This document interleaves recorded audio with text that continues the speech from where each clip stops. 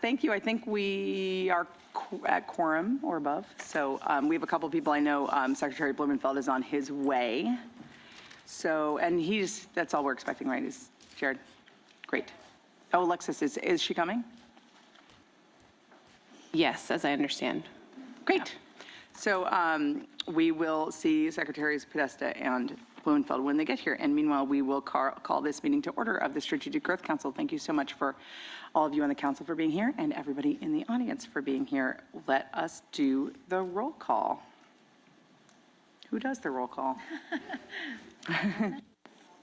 Typically, it's been a self-roll call. Maybe start at one end and everybody can just say. I've never done that before in one of these meetings. We're we're an innovative. That's so like cash. We're an innovative group.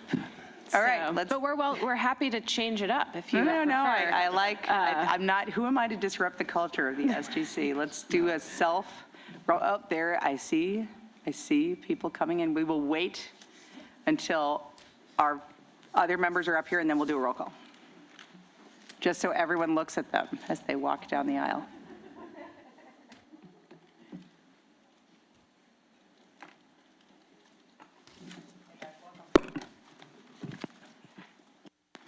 All right, let's do a roll call starting with Secretary Annis. Sure. Good afternoon. Brian Annis, Secretary of the State Transportation Agency. Oh, there. Bob Fisher, public member.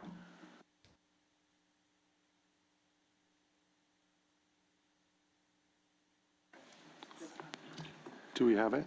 Yeah. Okay. Mark Alley with Health and Human Services. Wade Crowfoot, Natural Resources Agency. Nicole Capritz, public member. Kate Gordon, Chair. Michael Fladd, public member. Alexis Podesta, Business Consumer Services and Housing. Jenny Lester Moffitt on behalf of Secretary Ross with Department of Food and Agriculture. Jared Blumenfeld, Cal EPA. Great, thanks so much. And just a quick congratulations to Secretary Ghali, who was not a secretary when we had this last meeting and now is. So welcome to the Strategic Growth Council. We're thrilled to have you. Thank you for being here. All right, let's move on to approval of the minutes from the last meeting. I hope people have had a chance to look over the minutes. Do we have any comment or do we have a motion? All right, so move to pass minutes. Second. All in favor? Aye. Anyone opposed? And Secretary Ghali, I should abstain, right? So. And I'll abstain Oh, and also since Secretary I Annis wasn't too. at the last meeting. I will also. Great. I wasn't here. So abstentions from Secretaries Podesta, Annis, and Ghali. Great, thank you. All right, any updates from council members before we get into the Executive Director report? Well, I just wanted to mention that this is my last council meeting. I was thrilled to be appointed by the governor to be the chief financial officer at the high-speed rail project, and I think that's the most important single sustainable transportation project in the state and nation right now. So very thrilled to devote my full energies to that going forward, but very much enjoyed being on the Strategic Growth Council. I often filled in for Secretary Brian Kelly as undersecretary over the years, as well as the last year or so as secretary, and just see great progress at the council over time. You know, I've watched as the organization has grown to encompass a whole bunch of competitive grant programs, and those are very impactful and really fostered a lot of interagency collaboration. So I want to just indicate my great pride of being here over the years and wish you all well. I know that we're not plateauing. We're continuing to get better here under your leadership. And I just, again, wish you all the best in the years to come. And I will look for some opportunity to come back and talk about high-speed rail. Well, thank you so much, Secretary Annis. I'm thrilled for the state that you're going to stay in the capacity you are and continue at high-speed rail. I think we all think that's an incredibly important project and needs strong leadership, and we're super excited that you're doing that and love to have you come and talk about it and the integration of high-speed rail with all the other strategic growth issues we're talking about here. So thank you so much. Any, go ahead. If I could just add one thing, some historical context on the council member updates. The intent of this part of the meeting was so that council members could share projects, initiatives that they were working on within their agencies that would benefit that the other secretaries would benefit from knowing about.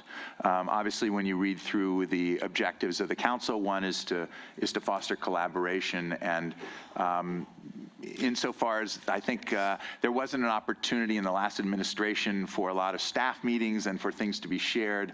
I don't know exactly how this governor is bringing agency secretaries together, but for those on this council, this part of the meeting seemed like a good opportunity, whether there were reports that were coming out that maybe your colleagues wouldn't have known about, or just initiatives you were working on. So this part of the meeting has gotten thinner and thinner, and I've sort of come to realize maybe one of the reasons for that is people didn't necessarily know what to bring to it. So that's some context. Thank you, Bob. It's so important to have the historical context from Bob. We do have, actually, many of us just came from a climate action team meeting, which is a collection of secretaries, but I actually think it's a great point that this meeting is a particular set of secretaries and also public members, and is a great opportunity to share some of those emerging issues. So I know of many, but I'd love to hear from council members what they want to share at this moment. Wade. Thanks so much, Bob. That's really helpful. I would provide two and maybe three announcements. One would be that the governor issued an executive order yesterday instructing three of the agencies represented here to work together, Cal EPA, CDFA, and the Resources Agency, along with other agencies and departments within the state, to develop integrated, comprehensive water portfolio really focused on ensuring climate resilience in our water systems, both for people and nature. And I think this is noteworthy for a couple of reasons. One is this builds on the work of the Brown administration and its water action plan that was last updated in 2016. Also, it's very much in keeping with the governor's desire to see integrated solutions across agencies. And so the work gets underway really now, and we'll be working on a portfolio of recommendations to develop for the governor's consideration later in the year. The second quick update is just on the topic of forest management and forest health. The governor's forest management task force continues. The governor appointed Jennifer Montgomery, a leader in the Sierra Nevada and a Placer County supervisor for 10 years, to chair that task force. And that task force is really intended to be the interagency coordinating body focused on forest management, forest health, and wildfire safety. And it has a component of local government and federal government engagement. So both on water and forests, these are efforts to really work across agencies. And then lastly, I would just mark the passing of somebody who I know the governor has a lot of respect for, and she was seminal in California's growth, and that is Ellen Tauscher. Ellen Tauscher passed away yesterday, and she was a 7-term congresswoman from the East Bay, Undersecretary of State under President Obama. She served Governor Brown as his first chair of the Military Council, which is really fundamentally focused on ensuring California is a place where our federal military can operate, and most recently as a UC regent. And a lot of us have immeasurable respect for Ellen, so we mark her passing with sadness. Thanks so much, Secretary Carfwood. Others with announcements? Yeah, I know you had one. Go ahead. Yeah, so I believe at the last council meeting I mentioned that we had put out our request for proposals for our Healthy Soils grant program. We have $15 million this year, $14 million that's available for the grant program. And I'm pleased to say that we received applications, we're oversubscribed, and a lot of it is due to partnerships that we made with the Strategic Growth Council and the funding that the council allocated last year for technical assistance, both technical assistance for farmers, knowing about practices to implement, but also for application support and development of projects. So I'm thrilled that we're oversubscribed, and I'm thrilled that we will continue to partner with the council on technical assistance. I believe we're looking to, or I'd hope that at the next council meeting, we'll have a follow-up on that technical assistance to show some of those results of where that 1.1 million that this council voted on last year went and the results that came out of that. But that certainly is something that's very exciting for us. Another thing I just wanted to announce as we do talk about healthy soils is the immense opportunity, not just for us within our state agencies to partner on healthy soils and partner with farmers and ranchers, but also with the supply chain. And so last week, the California Air Resources Board, Cal EPA, and CDFA launched a partnership with some folks in the restaurant industry looking to really start to give consumers an opportunity to pay into a carbon fund, a healthy soils carbon fund that then can go toward farmers and ranchers. So really allowing more space in this arena for the private sector and for consumers to play a role in funding on-farm practices as well. So there's been a lot of media attention about that. It's something I'm super excited about and just wanted to share that. That's great. Thank you so much. You guys have gotten a lot of coverage on that restaurant thing. That's very cool. Any other Jared? This is just a thanks to staff. I went out to Fresno to look at the TCC program there, and it really kind of eye-opening to see, first of all, the number of groups that were involved to reach consensus around the program. I think it was like 262 community groups and individuals that were involved in this planning process. And then just to understand the complexity of how you get all these different local agencies, regional agencies, property developers to come together to plan the project. You know, as a new council member, looking at the project on paper did not give close to a semblance of what it was on the ground, both in terms of the impact to, for instance, they're building a new community college campus, and what that will do for Fresno in terms of becoming a hub for higher education, and the dreams and aspirations of the people that we talked to, who many of whom hadn't been able to go to college because there wasn't a college near them or room in the college, community college that existed, all the way through. This program kind of has the whole gamut, all the way through to the Black Chamber of Commerce in Fresno is running an electric vehicle car share program, and how they're viewing moving towards electric vehicles in a kind of semi-rural and then urbanized core, and amazing, just really transformative. And the project hasn't even started yet. So what I realized was just the transformative forcing function that the Strategic Growth Council can play in bringing people together and forcing them to partner by using the money as a leverage, and the lens of kind of transformative climate communities as a way of rethinking how they think about Fresno in that case. So it was really, I'd encourage everyone in your travels to think about the intersection between the projects that we've already funded and where you're traveling next. It was a really, really great day. So thank you. Thanks for doing that, taking the time to do that. I think we prefer to think of it as encouraging them to work together, not forcing them to work together. No, I'm just kidding. I mean, I just say it's encouraging many people, but there are people that needed forcing. It's true. No, I think that's right. It's Yeah. fair, totally Yeah, fair. yeah. Anyone else? Secretary Podesta, anything? Figure out this microphone. You know, I was not at the last council meeting, so I don't know what was reported. We've not had a lot of news come out of my agency since then, but we did at the very beginning of the year, the governor issued an executive order right out of the gate that would, that directed DGS and HCD to work together to identify property that is underutilized in the state, state-owned property that's underutilized for us to consider building affordable housing on. And so we are a good chunk of the way through that exercise, and we'll be communicating with many of you on the dais about your underutilized property very soon. And we're hopeful that we'll see some shovels in the ground sooner rather than later. Thank you. Yeah, your agency is right at the center of actually all of the conversation about housing and transportation, and so thank you for that. I wish we had underutilized property at OPR, but sadly We have overutilized property. Exactly. Anybody else want to weigh in? Secretary Gali? Sure. So my first meeting, I'm thrilled to be here. This is a very fun set of topics for me to think about in the intersection between what the Strategic Growth Council has already endeavored into with housing and its intersection with health.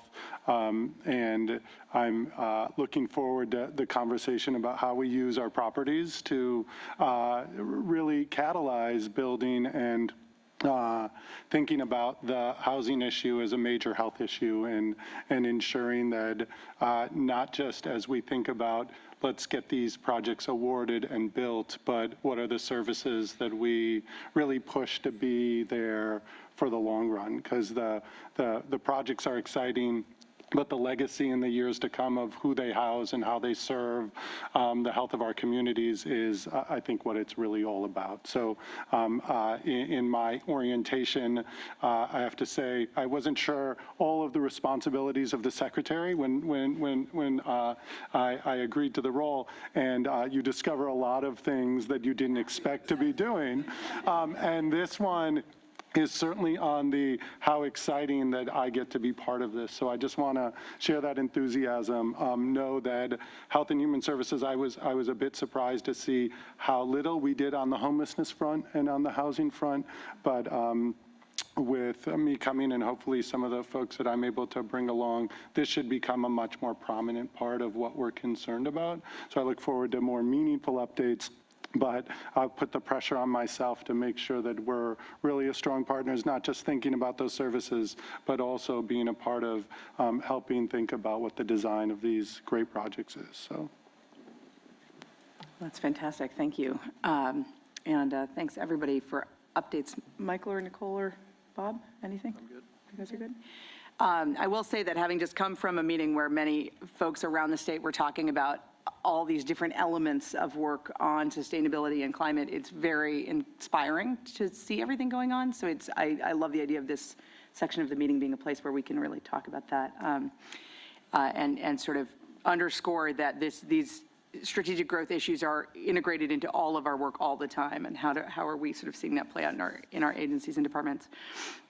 With that, and thank you all, I'll turn to Louise for the Executive Director report. Great. Well, thank you. And thank you all for taking a small field trip with us today to a new location. It's lovely. So thank you, Ulysses, for helping us find backup. First, I do want to welcome Secretary Gali. It's really exciting to have your enthusiasm. Really enjoyed getting to meet with you and hear all your questions. So really looking forward to working with you on this. And say thank you to Secretary Annis. I've gotten to work with you through SGC, but also at OPR over the last several years, and really appreciated all of the work that we were able to do together, and look forward to continuing that going forward with high-speed rail. So, but thank you for everything you've done for the council and really for the state as we've been grappling with a lot of complex issues and the future of transportation. So I'll just quickly run through some staffing updates, some program updates, a little bit on outreach and events, and then I will turn it over to our new legislative director, who we're happy to have on board. I think we introduced last time Sloan Viola, who will just give a quick overview of what the legislative landscape is looking like for SGC this year. So on the staffing front, I am very sad to say we've had 2 departures from our Transformative Climate Communities program. Rachel Galarraga, who left last month, and then also Daniela Simunovic will be leaving later in early May. And I want to, Daniela is here. And so I want to take this opportunity to thank Daniela, who played a pivotal role in the formation and conceptualizing, taking what this idea of TCC and really turning it into a program for us. And so she's been a tremendous asset to us, and really sacrificed taking time away from her family in Los Angeles to work with us up here. So we are going to miss her greatly, but thrilled that you will be able to strike more of a balance and be closer to home, and know you will continue to make a huge difference wherever, where you're headed next, and we look forward to continuing to work with you. So thank you to Daniela. So with those two sad departures, we do have 2 hiring announcements for the Transformative Climate Communities program that have been posted. And Jessie will talk about this in her presentation, but we really are working very hard to cast a wide net to get a diverse pool of candidates for those positions, and would appreciate any support that we could get from the council. We've definitely been getting a lot of great ideas from other people.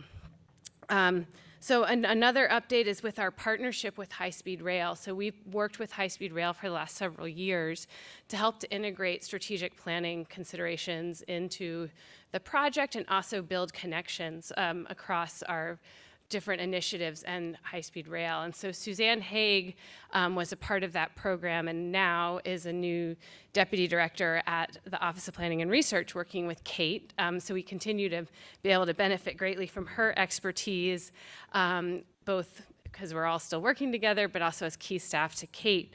And that created an opening, and we were happy to have Egon Turplin, right here, join our team earlier this month. And Egon comes with a tremendous background in planning and economic development, land use, transportation. He's worked at Spur for a number of years, and really will be working closely with Kate and GoBiz, thinking about inland California and the governor's initiative there, but also really integrating high-speed rail into that work. And I think basically just being an incredible resource to supporting integrated place-based work that we're doing here at SGC. We also still have an opening in our communications team, and so hope to have a communications lead starting in May. So that is our staffing update. So a few program updates. The biggest, I think one of the most exciting announcements for folks who have been here with us over the last, since January of 2018, probably will appreciate that just in the last about week or week and a half, we executed the final round 1 grant agreement for Transformative Climate Communities. So all 3 of our round 1 grant agreements, where we went from no template to a grant agreement to now a fully executed grant agreement. All work is ready to get underway in each of the 3 locations, since that's been a huge lift from our partners at DOC and the team at SGC. So that is an incredible achievement for us. We also, though, are already looking forward, getting underway a lot of our internal process to start thinking about round 3. Integrating comments we've received from our applicants and our awardees, and then from our interagency steering group. So that work is getting underway just in the next several weeks. In our climate change research program, we are also getting underway to start scoping the 3rd round of that program. There's $10 million included in the governor's budget. I should have mentioned there's $40 million included for TCC. And so we have partnered up with our awardees from the first 2 rounds of the research program, and we'll be conducting a series of 6 research roundtables and listening sessions. So really gathering input from the research community and also from stakeholders, decision makers, and others in 6 locations. And they're really heading out on a road trip, tomorrow they'll be in Berkeley and then in Davis, and then the team is gonna actually hit the PCH and cover the state top to bottom. So I know we're all a little jealous about that. Our technical assistance work is continuing apace. We're wrapping up a number of our partnerships with departments, but I did also want to note that we are in last year's budget, the legislature allocated funds to SGC to partner with the Institute for Local Government to do some more integrated technical assistance in a set of locations around the state.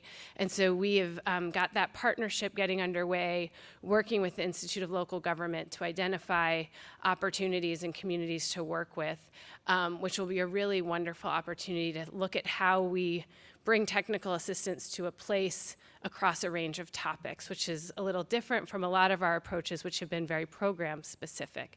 So this is a really exciting opportunity for us. So a slightly larger update on the fourth round of the Affordable Housing and Sustainable Communities Program. I think I gave some of this at our last meeting, but we will be making award recommendations in June. But we did receive 47 applications from 12 regions. About 3/4 of these are in disadvantaged communities and close to 90% in low-income communities. The total funding request exceeds the available funding, but it's just over $670 million. Of the total that was proposed, it's just over 4,500 units of housing, almost 90% of which would be affordable. Last week, we sent threshold determination letters, and so that is the first step in reviewing applications is looking that they meet a set of threshold criteria. And so those letters were sent last week. And we have a few appeals coming in. The deadline for that was yesterday. And then right now, we're really just getting the rest of the evaluation and scoring underway, which includes the quantitative policy scoring and the narrative analysis. And so we will be sending out scoring letters over the next couple of weeks, and then again, making the award recommendations in June. One other update is just from our Health and All Policies team. Work is underway looking at the healthy transportation work. So over the coming year, one of the key action areas will be updating the action plan on healthy transportation. And so that work is taking place in the context of the Health and All Policies Task Force, and it's really expanding on our earlier work on active transportation. And so at a recent task force meeting, there was a root cause mapping exercise that was undertaken to really look at what are the barriers to making progress in those areas. And so we'll be pulling that information together and bringing it back to the council, but that is a focused area of work for this year. And the task force will convene again in June. We also work is continuing with the capital cohort for the Government Alliance for Race and Equity, and I will not spend much on this because we'll spend more time on it in a later agenda item. But I did want to mention that HIAP staff presented at the GARE National Membership Meeting in New Mexico earlier this month, and which was great to see California highlighted as the first state in the country to undertake this work alongside all of the local governments. Also just wanted to make everyone aware, and I believe folks are, about the release of the Natural and Working Lands Implementation Plan as part of the state's climate strategy, looking at how to integrate natural and working lands into what we're doing to reduce emissions, but also increase resilience. SGC has been involved in this, really trying to ensure that we're bringing natural and working lands into our broader land use context, because our work spans some of the ag land conservation and infill housing, bringing that expertise, and also using that as a way to expand agency involvement and input, and again, just really playing to our strength of trying to bring in the cross-sectoral synergies and work that is happening in both, getting this plan finalized and then implemented. So the next slide. So then I also, that's sort of a recap of some of our activities program-wise and some of our cross-agency work. I also did want to take a moment to follow up from the February council meeting, which I want to thank everybody for a really productive meeting and a great conversation. And so I think we took away from that as a staff, but also as key staff, a lot of ideas and trying to think about how to take some of that and turn it into action for the coming year. And so we've been examining opportunities for thinking about how to build on the integration of funding and technical assistance, and what role can we as a council and as a staff play in advancing the integration and thinking across agencies about this work. And so after some discussion at a key staff meeting, our thought is that we have some value to add in taking a place-based approach to really think, if we pick a couple of communities here in California, can we look at how across SGC, but also all of our member agencies, what is our technical assistance intervention looking like? What are our investments looking like, and how are they stacking up? And so that's an area we've been exploring and thinking about as key staff, or potentially as work groups of the council we could try to advance over the coming months or year, to think through, are there opportunities we're missing? Are there opportunities or things that are happening that we're not aware of right now? And so really trying to evaluate that work. And so this is a topic, we're really, like I said, as a key staff trying to think through. But just wanted to let you all know we are taking what we heard from you all at the February meeting and trying to think about how we can turn it into action. We see a lot of value in taking a place-based approach to this, because that is how SGC tends to make investments. And so thinking about that alignment by place seems to provide a lot of opportunity. We also wanted, in order to facilitate lifting up the role of the council in advancing these cross-sectoral policy topics, wanted to start trying to provide more opportunity for council members to engage on emerging or ongoing policy issues that really touch on everybody's work. And so you'll see today on the agenda, we added a discussion item where Steve Cliff from the Air Resources Board will talk about Senate Bill 375 progress and a report that they recently completed. And so I'll touch on, before he speaks, I'll provide a little more background on that. But our thinking there is, too, we want to provide more opportunity for open discussion and for each of the member agencies to see their staff and the work that's happening within your agencies and departments as it relates to the work of the council. And so that is, I think, we touched on it in many of our briefings, but a couple of ways we wanted to sort of follow on to that more open discussion that came up at the February meeting. So outreach and events, I had to include this picture. We had a wonderful workshop last week at the Gateway Cities COG, which is one of our TCC planning grant recipients that's really doing a tremendous job of bringing together a number of disadvantaged communities to look at opportunities for investment. And so that was a great workshop that we did in partnership with the Institute for Local Government. And then we got to follow on that with a tour of the LA River, which was terrific as well, and hear the work that's happening down there. I already mentioned that the research program is going on their listening tour. And then we really have been there's a number of outreach events, which I think many of them are included in your packet, around, just getting word out about our programs to different groups.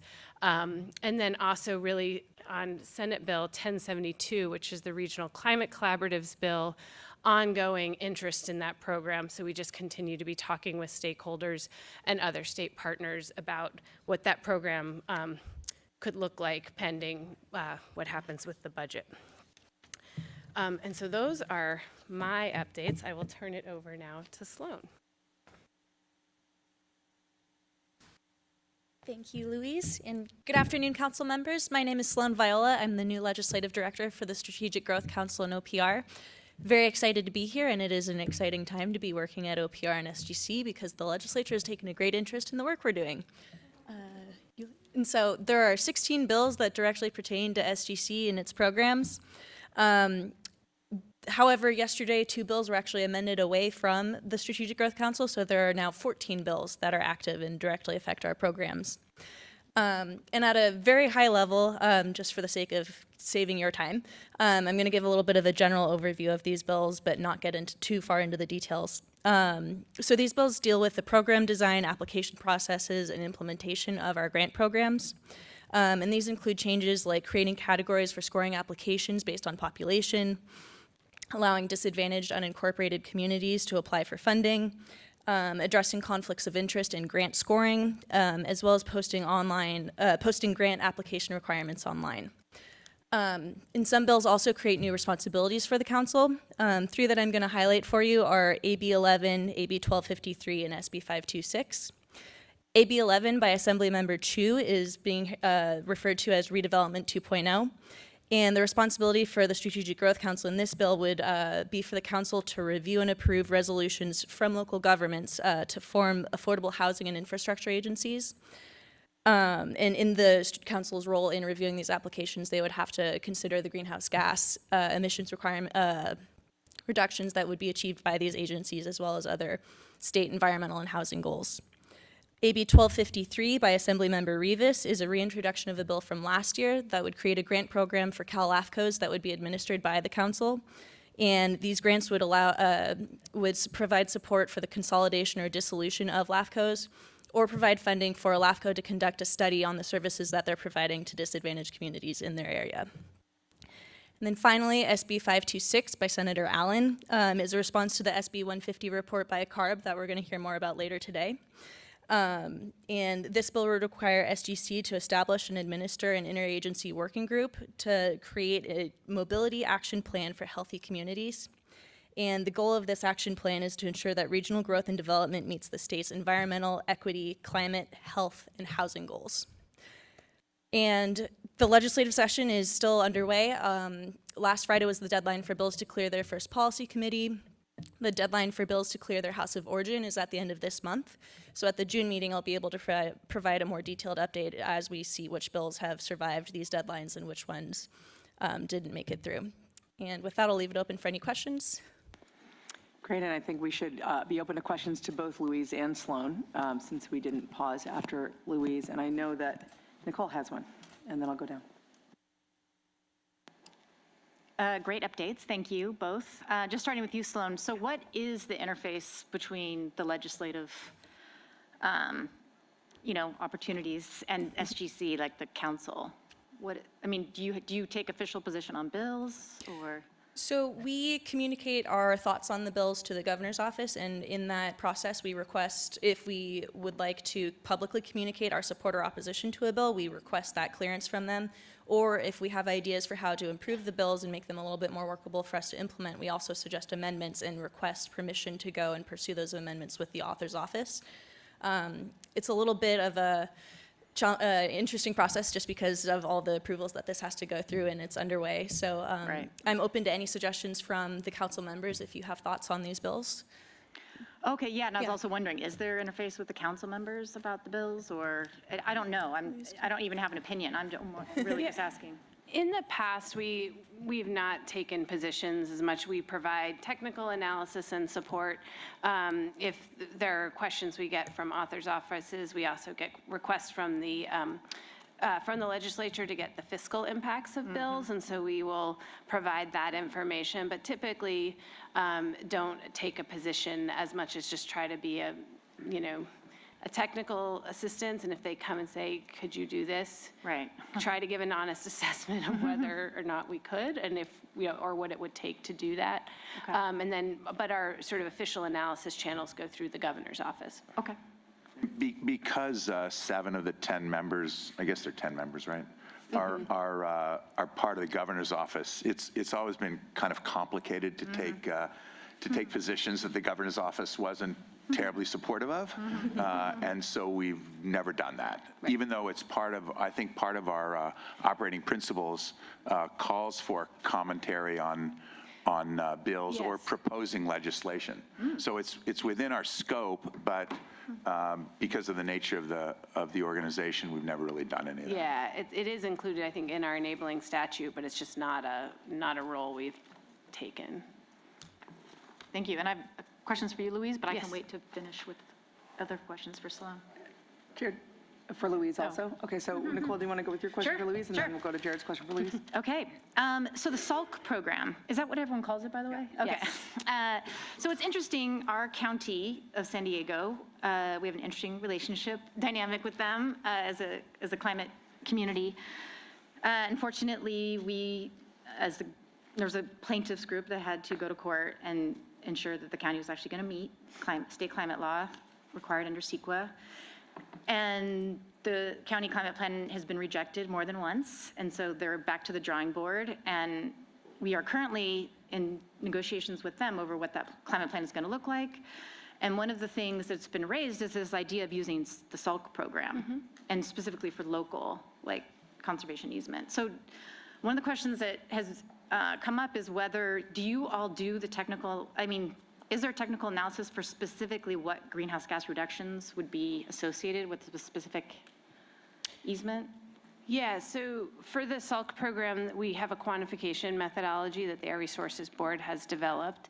And it basically is based on the avoided conversion of that land. So it looks at, it's essentially the reduction in vehicle miles traveled associated with the conversion of that parcel of land.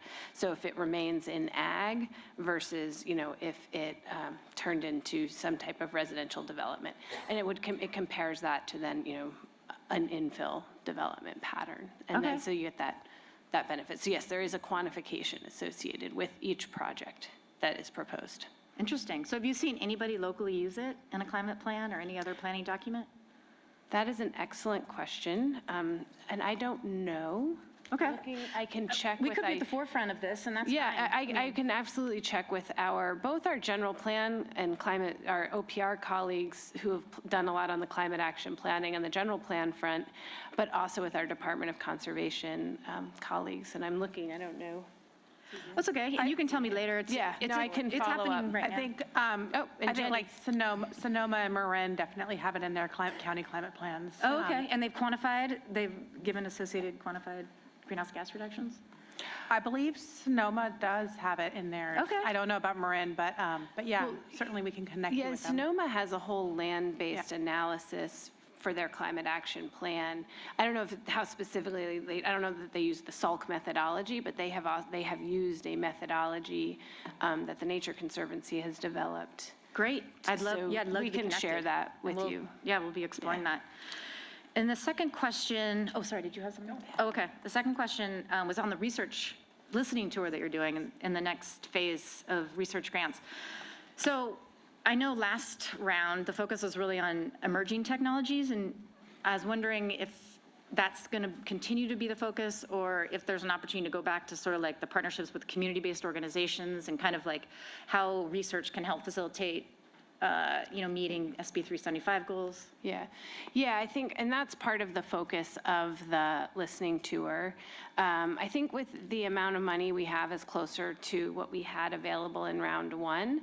And so I think we would like to certainly include and continue to advance that engagement principle in the research work, both through the design of the next round of solicitations and then also through outreach work we're trying to do to help the researchers understand how to do that engagement work. Right. And the opportunities and ways that they can do that, pointing to some of our best practices that we're seeing, et cetera.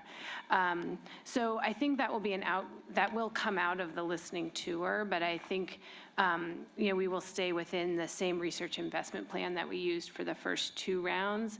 I think with the amount of funding available, probably going more towards those kinds of projects again is going to allow us to stretch that funding the furthest. So my only feedback would be, as a part of a community-based organization, is I'm not sure if I received the email about the San Diego listening tour just because I'm on the council or because I'm part of an organization, but I don't hear from my peers or sister organizations understanding about what is possible with these research grants, that they could connect with our academic institutions and create exciting projects. So I just encourage you and your team to make sure that the CBOs are kind of really engaged meaningfully and they really kind of understand what the opportunities are. Because we've certainly been contacted by academic institutions about, hey, we might apply for this grant, do you want to partner? But it would be cool if it was community driven and the community kind of reached out to our academic institutions. And I'm not sure that they know that that's something that's possible. Yeah, that's a something great I've point. noticed. Yeah. Thank you. Thanks, Nicole. That's a great set of questions, and particularly, I think that the makeup of the council speaks to this, but just the integration of SALC and the ag land conservation and natural working lands as sort of the flip side of the coin of the infill conversations we always have, and how do those two things work together? It's a great point about that. Secretary Blumenfeld?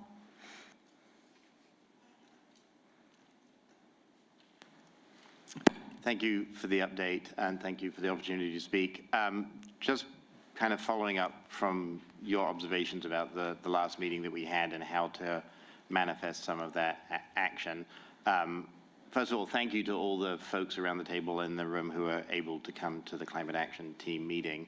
One of the takeaways for me, which we constantly are bombarded by, just is the need for more action sooner when it comes to both responding to the climate impacts that are already here and reducing greenhouse gas emissions. And so sitting on the council, I think what we realize is that we could have a larger catalytic impact. And so the goal, I think, that you reported back to us that I'd like to refine slightly more is kind of twofold. One is to understand from a cross and individual agency perspective what our current investments in a place are.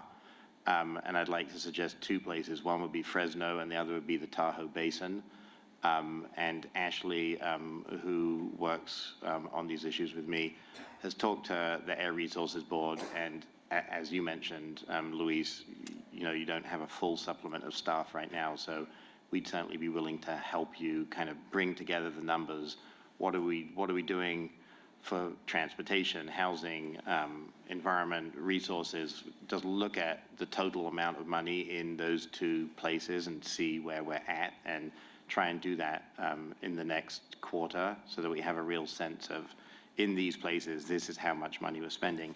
And then the second action item would be maybe a work group with any of the council members and staff as you saw fit to really help extract the template and methodology that you have for affordable housing and sustainable communities so that we can understand how, if we were to apply that methodology to the funding in Fresno or the Tahoe Basin, that would impact the actions that we're seeing on the ground in terms of transforming those communities without, obviously the money that we have, as much as it increases, will never be enough to solve these problems. So the goal really, I think, in that first communication that we had with you was, how do we apply the amazing work that you and the council have achieved in the last 10 years to the full set of funding that's going out the door. So those two things in collaboration, I just wanted to be slightly more formal about and make sure that we have a process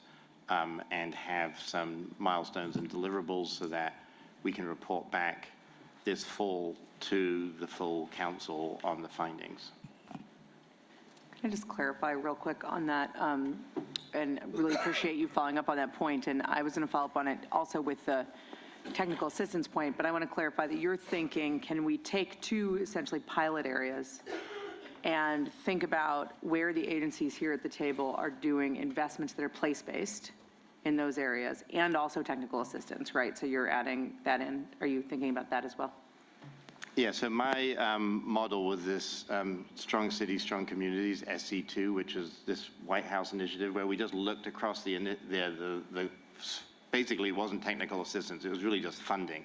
How many dollars, and we did Fresno, the state, I'm not sure that the state's ever done it, but you basically look at, here are the line items in the transportation budget, highways, all the way through kind of corridor planning work that may be happening in one budget, what's happening in health, what's happening in resources. So you can basically just get a picture of, this is what the state of California is providing in just dollars. We could do other things, but at a very high level, just how many dollars are going to these activities in this place. That would be basically the activity.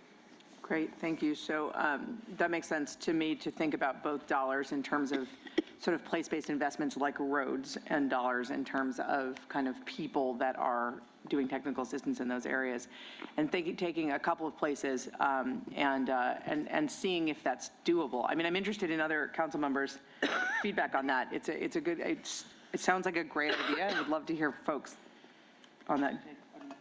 Yeah, Jared, I really like you throwing out a concrete proposal. And two questions. One is, what's your thinking behind the two locations?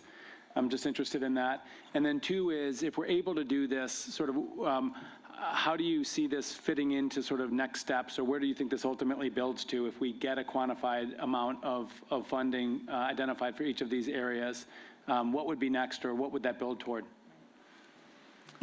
So the reason for those two is that ARB and other stakeholders are already doing it in the Tahoe Basin, so it's already happening, and so we wouldn't be adding new work. And then secondly, because the largest single investment we've made as a council has been in Fresno, and there's a lot of work that was done in the federal government partnership on Fresno. So those could just be two relatively, hopefully, not too heavy lifts to get the data. Whereas if you did LA or San Francisco or too much smaller of a community, it'd take a long time and be a lot harder.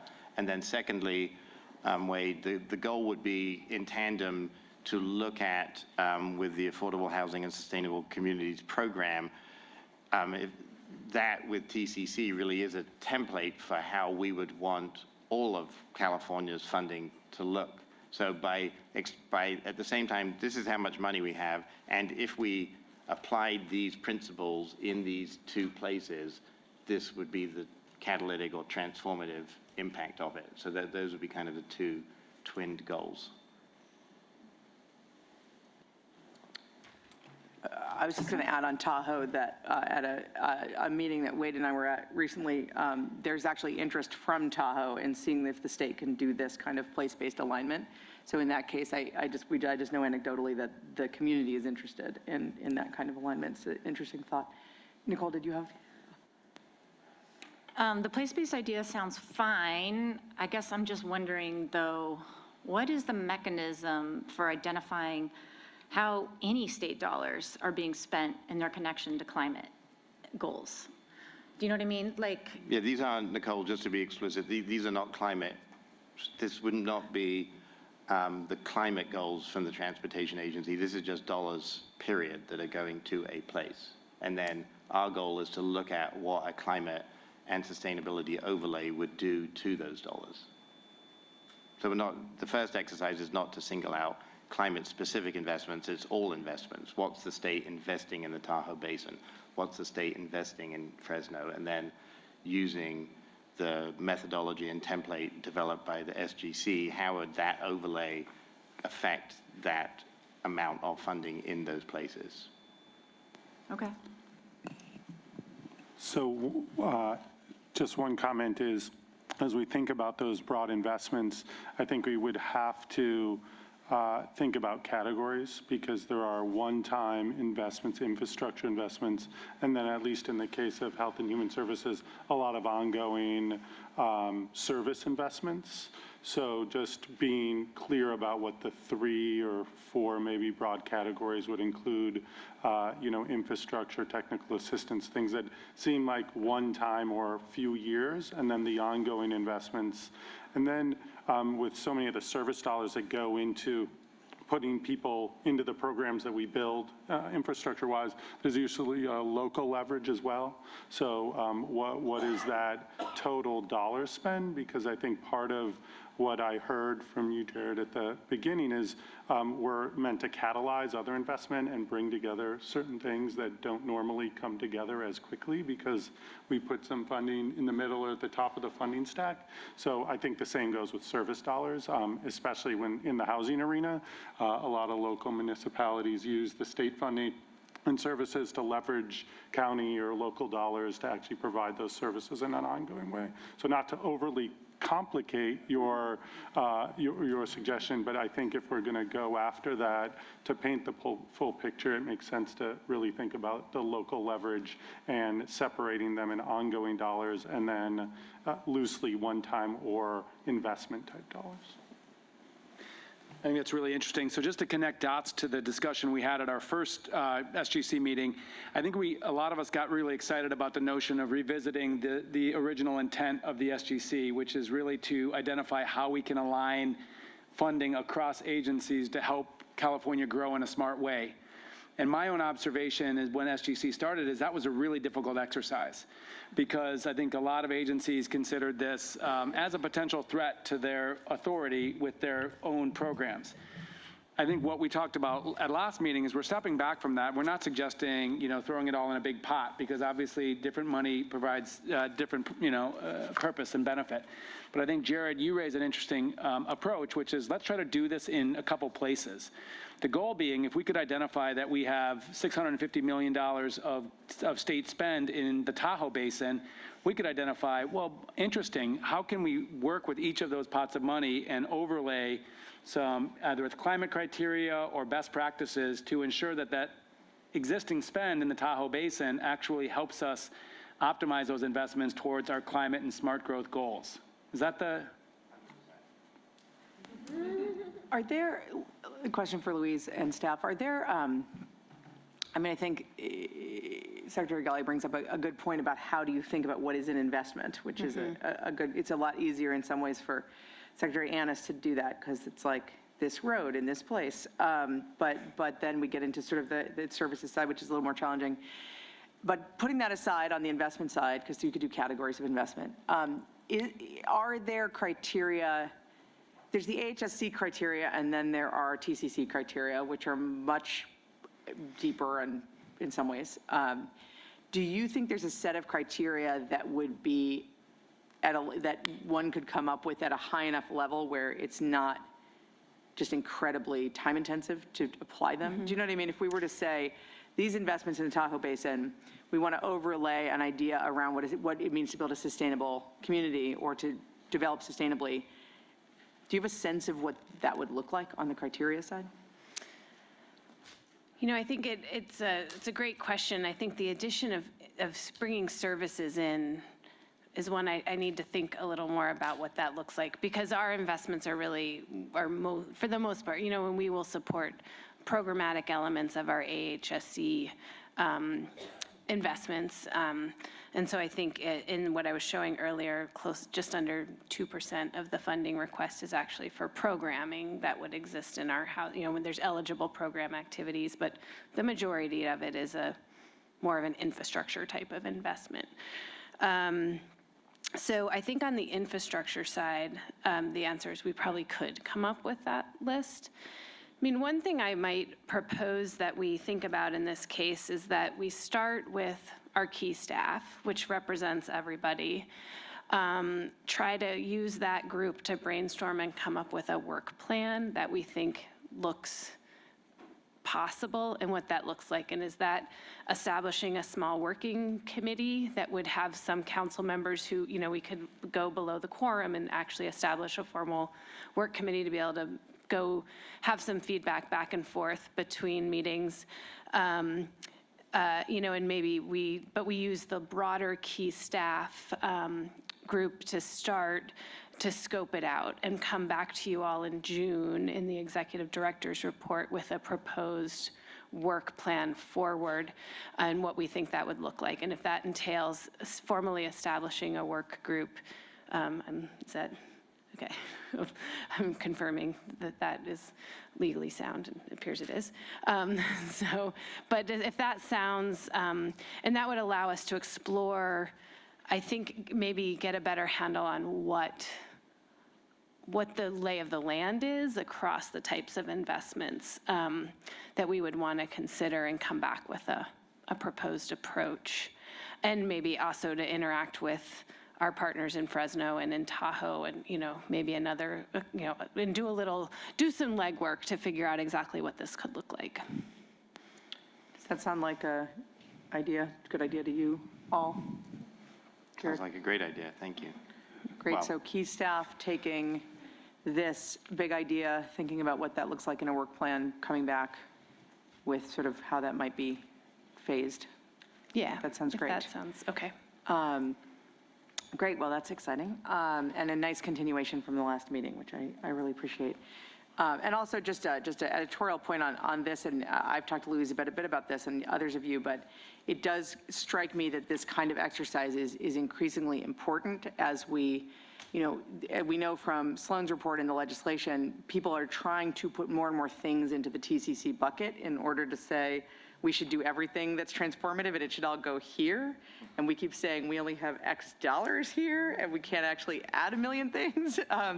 And so it's a way to think about how do we kind of take some of those criteria and put them in a much larger context, right? Which I think will be increasingly important, especially as the greenhouse gas reduction funds are less tied to greenhouse gas reductions after the 2020. So Go ahead. I would just add, I think I probably speak for the council when I say I want to ensure that this doesn't distract from the very good, grant programs that are underway. This seems fairly experimental and very complicated. And in fact, it's not something we've been able to do over the last decade. So I think it's great that Jared suggested a concrete proposal and that you're going to, go off and have a conversation with the key staff. But speaking for myself, I don't think this is something that's necessarily easy or something that's going to really lend itself to simply applying criteria of one existing program. We have to make sure that if we're going, in this whole thing, that we respect the authority of each of those funding programs to do what statute requires it to do. So the magic is really, is there ways that it can be optimized while serving the purposes of those existing programs? That's a great point. Thank you. And I guess I would just say is that I'm hoping all of us up here are willing to at least put our key staff in a role of being as helpful as possible to Louise and trying to figure this out in the short term. And it may be that we get to a place where we say, unless we dramatically narrow this, it's just going to be too big and too unwieldy. But can we just commit at least to kind of having our key staff, try to I think work this out? essentially, to sort of see what we think is possible and maybe, with some existing resources, if there's other ways we could, or maybe, also do a little exploration of what is out there and maybe has been done. So we can do some of that legwork and come back with what might be feasible. Another way to cut this is for each secretary to look at sort of what their largest funding programs are, and to look at key SGC criteria and how those are or are not incorporated into the funding, given the originating legislation, which has always been a bit of a barrier. So, ideally, SGC criteria would be in every funding program that everybody had, but they weren't. It wasn't written into the initial legislation, and yet, perhaps moving forward, if we have the capability of influencing forward-looking legislation and funding programs, can we get more of that criteria into things looking forward? Can each of you in your roles argue for that, which doesn't mean that the work has to be done by the council, but can be done collaboratively outside of the council, for example? Just to piggyback on that, so we did something similar in housing where we now have a piece of legislation that directs all housing funding from the state, no matter the agency, to require housing first principles. And so that may be something to look at through a legislative lens of maybe creating a piece of legislation that takes some of the principles. I think it would be difficult to take all of them, but maybe to take a couple of key priority principles in our funding streams and apply them to agencies that issue dollars for various reasons and overlay that policy there. It's a great example, actually. Well, and just it might actually end up being really useful, just sort of to your point, Bob, might end up being really useful to see what comes to the top in terms of what the key 3 or 4 principles are that we think govern the work of the council. And I say that because A, it becomes easier to align around fewer things, but B, there are often opportunities coming to the state where we have suddenly money or investments or some way that we want to align and leverage and kind of incentivize people to go in a direction. And we're always scrambling when that happens to figure out what principles to use. So I actually think it might be useful for us to have had that exercise. So it seems like a useful exercise generally, but just with the caveat that if it ends up being all any of us do, then probably it's taking too much time. But that's a great suggestion. Thank you so much, Secretary Blumenfeld, for raising that, and to Louise and staff for agreeing to take it on, and we will all be as helpful as possible, and please be honest about needing help. We will. Jared already offered you his staff, so you can. Great. Well, and I would just say this is a public meeting too, so if there are folks out there observing this, either from within agencies or from outside of government, and you have good ideas around how to help us achieve this purpose, encourage your ideas, presumably. That's a great idea. Absolutely. I know some local governments have actually tried to do this sort of an alignment strategy like this, so it would be great to hear examples of where that's worked or hasn't worked. Anything else on this item from you all?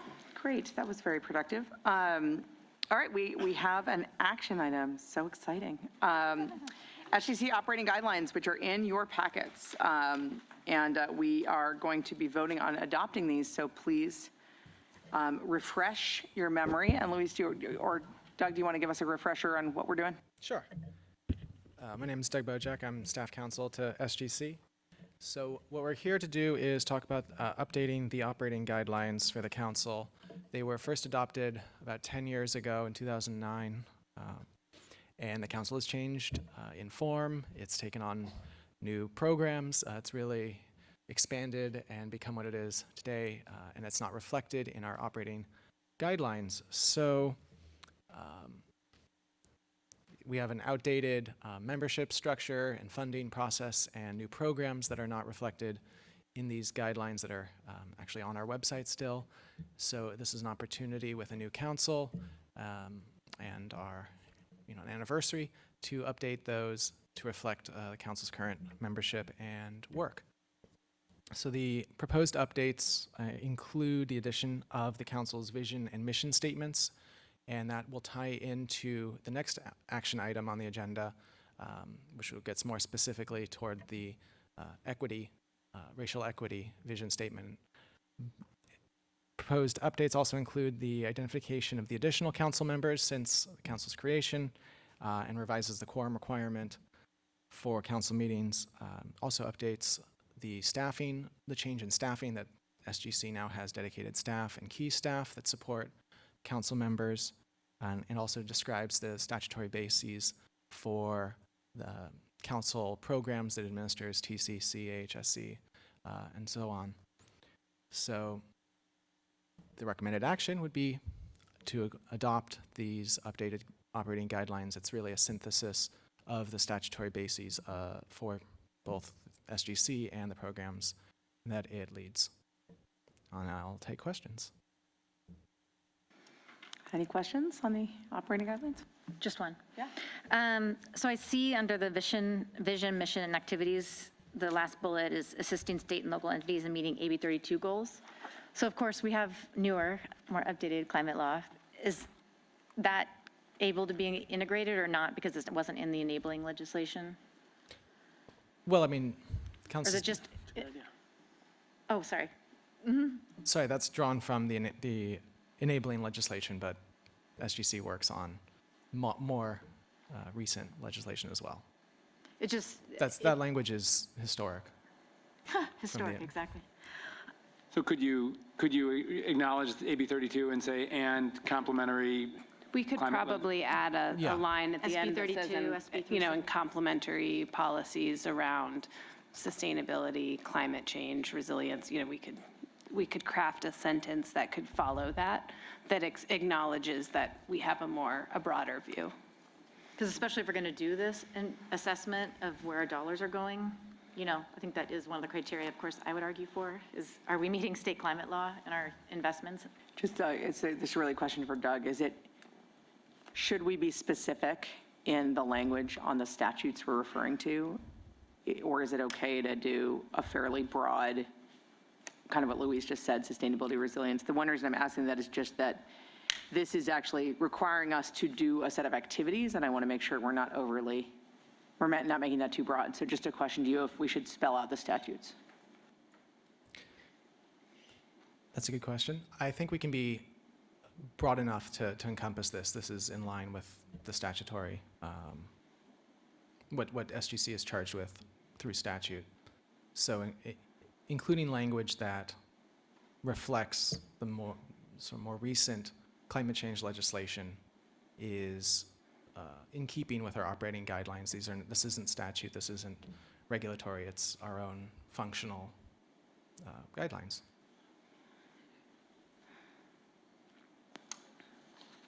Are we able to, are there other questions on this actually first? Are we able to have a motion that moves with that amendment? Yes. Great. So can you just spell out again for us, Louise, what you're adding so we have a clear amendment?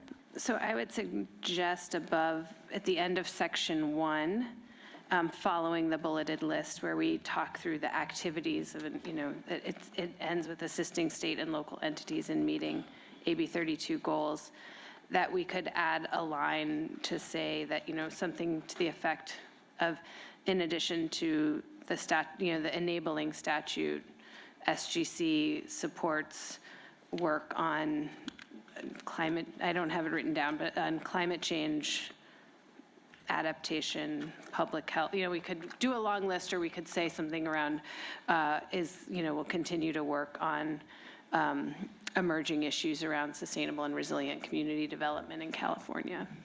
Or what if it's just assist state and local entities in meeting all state or all adopted state climate laws? I mean, just something, Yeah, that would be Does that work acceptable, for- would be fine. Okay. Does that work for you guys? Jared, were you going to, that works for you? That works. Okay, is there a motion with that amendment? so moved. No? Oh, thanks. You moved? Second? Perfect. All in favor? Aye. Anyone opposed? Any abstentions? Great. Jared, were you going to try to abstain, or? I don't have that. Or yes, no, I do have that. Now I have your responses. Okay, I'm sorry. You actually can just hit the button if you'd prefer. Thank you. exciting. All right, very excited. This is a fancy room. Great, thank you. Thank you, Doug, and thank you both all for that.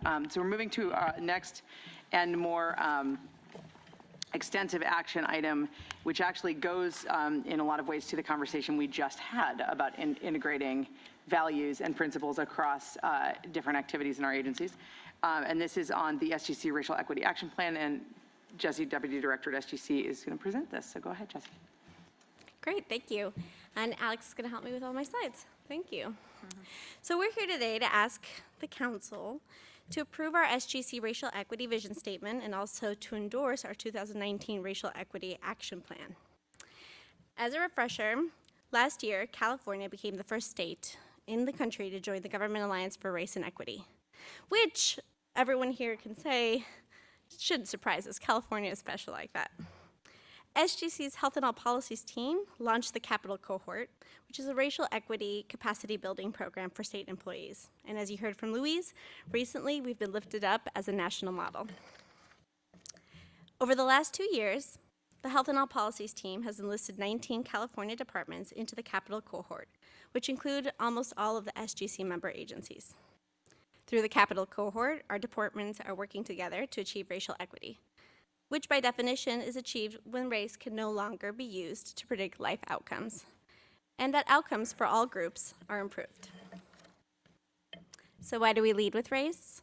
Across any measure of success, whether that's health, income, housing, education, there are deep and persistent differences in outcomes based on race.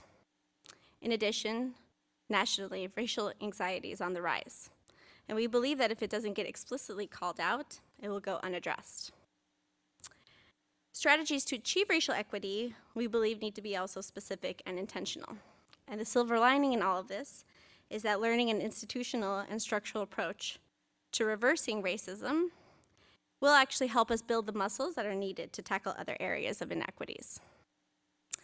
So what do we get through the Capital Cohort? Members of the Capital Cohort receive 50 hours of training and workshops per year, with targeted coaching, peer-to-peer strategizing, and a range of tools and resources.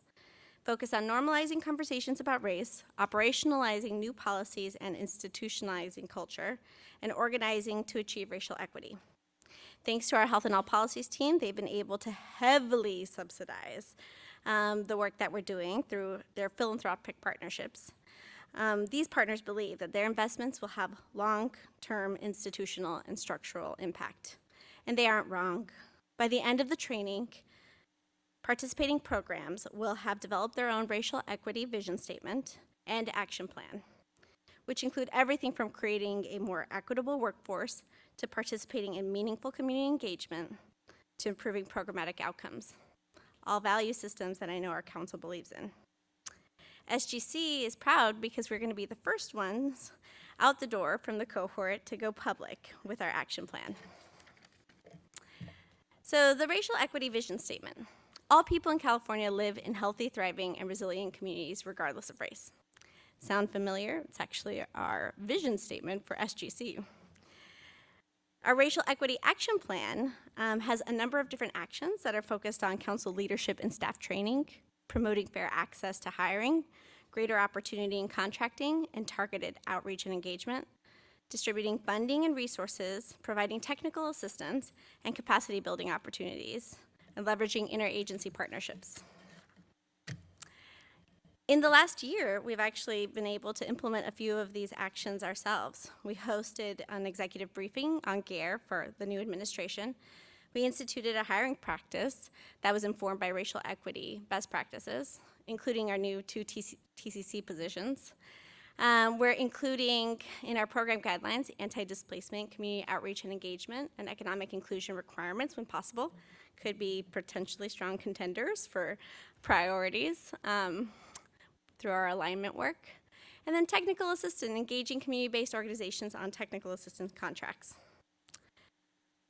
This is just the beginning. We're really excited. After the council formally adopts the Racial Equity Action Plan, we plan on coming back to you with a list of prioritizations within that plan and a set of performance measures so that on an annual basis you could hold us accountable and also so that we could celebrate our successes and reflect on our learnings.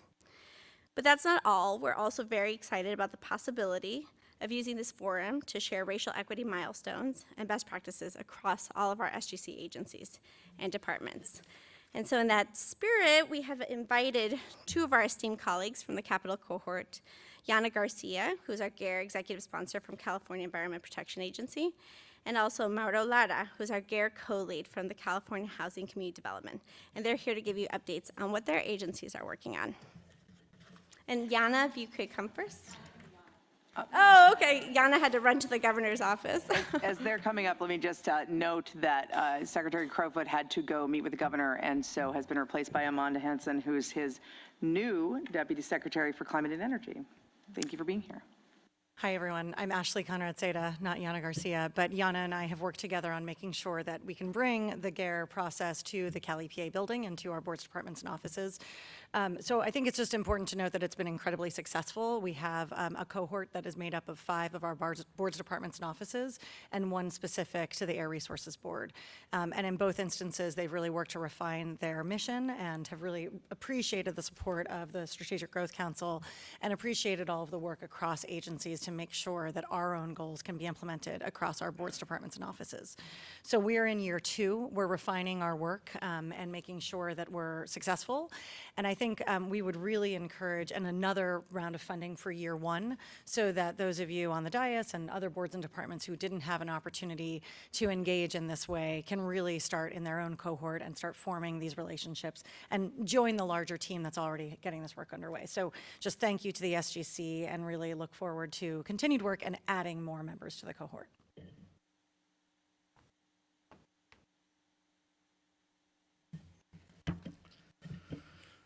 Good afternoon. My name is Mauro, like tomorrow without the 2.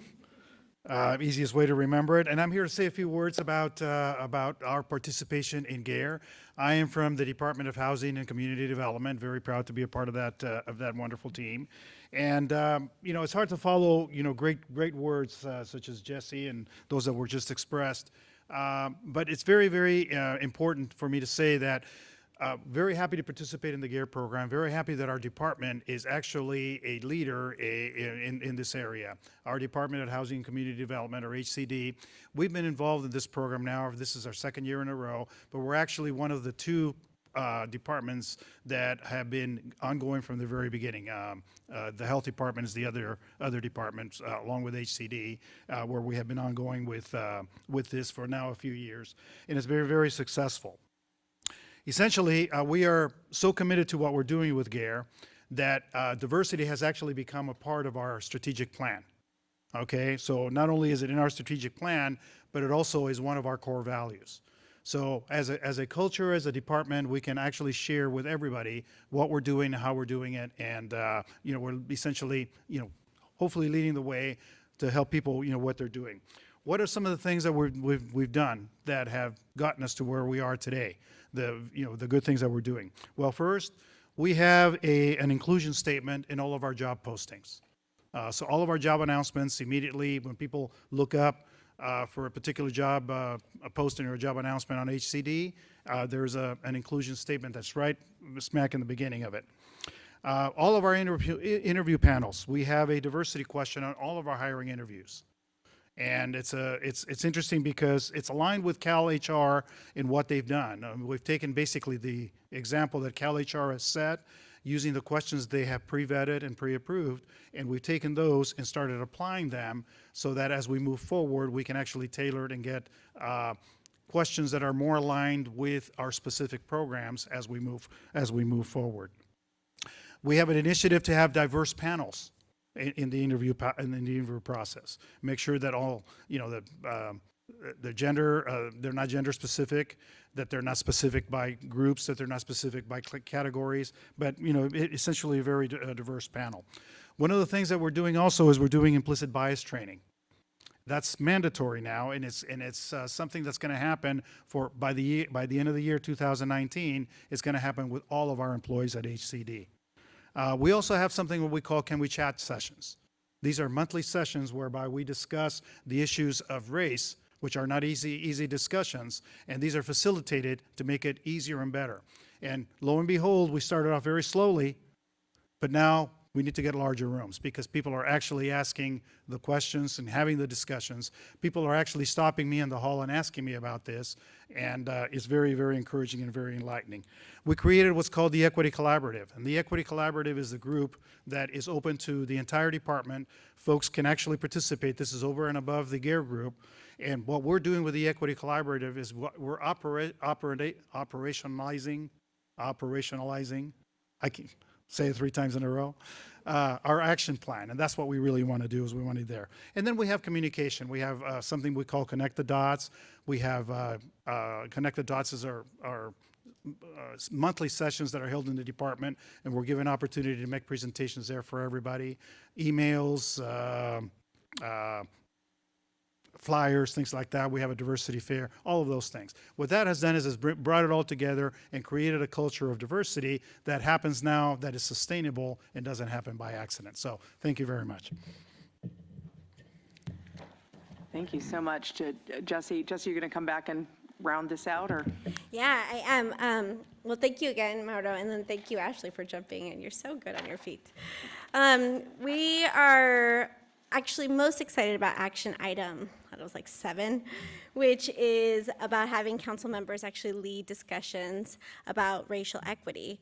And for this item today, we've actually proposed 2 questions, which you can answer in any order that you want. What are the 1 to 2 tangible ways that the agencies represented on the council can work together to promote racial equity? And then what kind of support does your organization need in order to be more effective in addressing racial equity priorities? And just to give you a very tangible sense of this discussion and its value, it will directly impact how we prioritize our racial equity action plan at SGC, and also how we prioritize the work of the Capital Corridor. And so we appreciate you. Oh my gosh, Capital Cohort. Almost got through the whole presentation. I'm very into transportation. But yes, it will directly inform the work that we do and how we prioritize our time. Thank you. Great, thank you. Can we do have public comments on this item too, so I think we should do our I want to hear responses to the discussion questions that I'm not forgetting about you from the public. One quick question I had from Mauro actually is, and others, I may have clarifying questions as well. Have you been tracking metrics since the program started, since you've been doing it for a long time? Have you seen a measurable impact on diversity, on inclusion, on the way that, you know what I mean? I mean, what can you track and what can't you track, and what are you seeing? Well, it's interesting because that's one of the things that was a major challenge in the beginning. The metrics that we had were not inclusive, were not complete. And so as a result of that, we used that as a basis. We started with what we had. We connected with our HR department and said, okay, what's the information, what's the data, what are the data points that are there, and how can we create that? And so we started that about 2 years ago. And now what we did is at the end of that first year, we created an annual report showing all the different data points that relate to the different levels, the different areas of the organization, how that maps against the state standards or the state statistics. Where are we? The good news is that I can tell you today, with the exception of one area, I think there's 16 different areas, we meet or exceed all of the stats as compared to the statewide information or data that's there. So yes, we do track it. We're doing a much better job. We're getting better and better. We started with very little, but we're moving forward and bringing it together in a very round way. Just a clarifying question on that. So you're tracking stats on unemployment, is that correct? Yes, we on the people that are working with us, the people that are leaving, the different areas of the organization, different divisions, different branches, and all that. What's the makeup, the demographics of the different areas? Classifications as well. Where are the most diverse folks? Where are they coming in? Where are they staying? All of the different things that are associated with that. And maybe this is more of a general GARE question, does GARE also work on racial equity with our activities as well, how we are engaging and interacting with our constituents, the public, and through our grant programs or otherwise? Well, one of the things that I didn't mention in our plan is that we actually broke our plan into 3 elements. We broke it into the workforce, the workplace, and the marketplace. So what we wanted to do is we wanted to align the workforce and the workplace, which is the people that work with us, and the culture, align those, and then go out into the marketplace to figure out what we can do to encourage the diversity, the inclusion with not only our partners, but also the people that we serve all the way across. Right. That's great, thank you. And just to add, yes, so the GARE national network, as well as in the capital cohort here, we are sort of collecting the best practices, not just in hiring, but also in our grant making and investment portfolios. And so there's a rich amount of data around best practices, especially around community engagement opportunities, and then also ways to bring feedback loops back to programs so that communities are actually informing how grant making programs go out the door. And we think that we have a few great models at SGC already that have been implementing this work. And the work around, again, anti-displacement, community engagement, and economic inclusion has been sort of a rich area of discussion. George? First of all, thank you. Sounds like you've been doing a huge amount of work, and really, really appreciate everyone who's engaged in this effort. You to be congratulated. Thank you. I had some questions that kind of followed up on what Jenny was saying, which was, so as it relates to workforce, does the state collect race and national origin data? Do we know the diversity profile of, and I'm very new to state government, but I thought that we didn't collect that. So I'm just wondering, when Mauro was saying that compared to state data or compared to where we were, I'm just wondering how we are assessing that. Well, I'll touch on this, and then Mauro should actually step back up. We are doing it, I'll share our SGC experience. So at the point of hire, we voluntarily collect demographic data from people as part of their new employee orientation. And so they have a choice of giving us that data or not. And then we use that data, we aggregate that data for SGC, OPR, and everyone in the Blue Anchor building.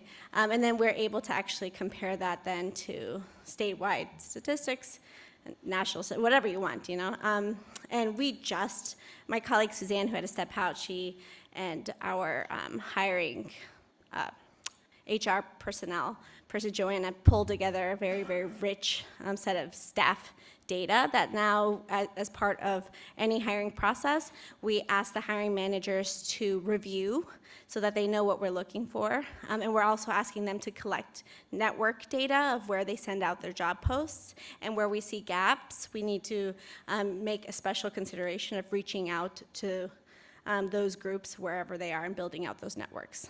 And there's plenty of data that says that essentially people like to hire themselves over and over again. And so if you are a primarily white male institution, you're going to hire more white males by default. And so being able to then look at the data, ground it all in the data, is incredibly important. Again, not to be able to make that final decision, you're going to choose whoever your best candidate is, but to be able to actually say, this is the disparities that we're looking at. We need to reach out and find these great candidates because they exist. Great question, because that was one of the questions that actually came up when we were first contemplating bringing this together. One of the things that we discovered is, to answer your question directly, the data that we receive is not required.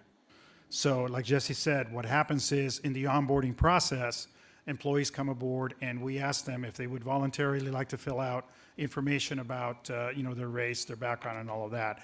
The good news is that I think it's safe to say the majority of the folks that come aboard do in fact volunteer to provide that information, and that's the data that we're using. And we are using it against the state benchmark simply because I feel, or we feel that those of us that were having the discussion, that it's the same principle that applies in that set of data. Yes, there is a set or piece that may be missing for those that didn't volunteer, but I believe there's enough data there to actually be able to make a better judgment.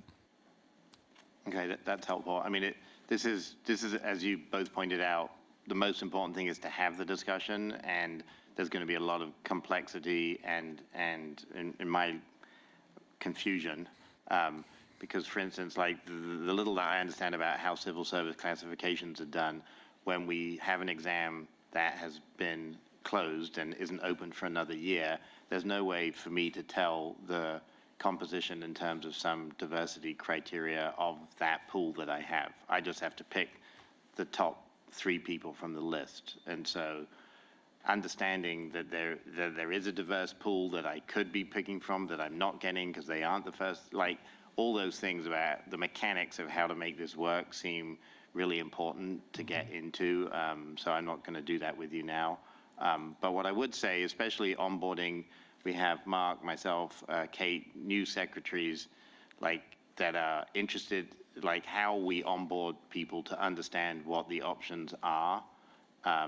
So one of the ideas that I had with staff, and then I'll let others speak, is to do an employee satisfaction survey for all the staff that are currently there and ask them in that survey to voluntarily give their race and national origin so that we could get a snapshot in time of all the employees rather than the new just onboarding. So thinking about ways of getting a clear picture of where we are in any given point in time so that we can then measure our progress against it. But I'm excited to work with you and to vote for this action item.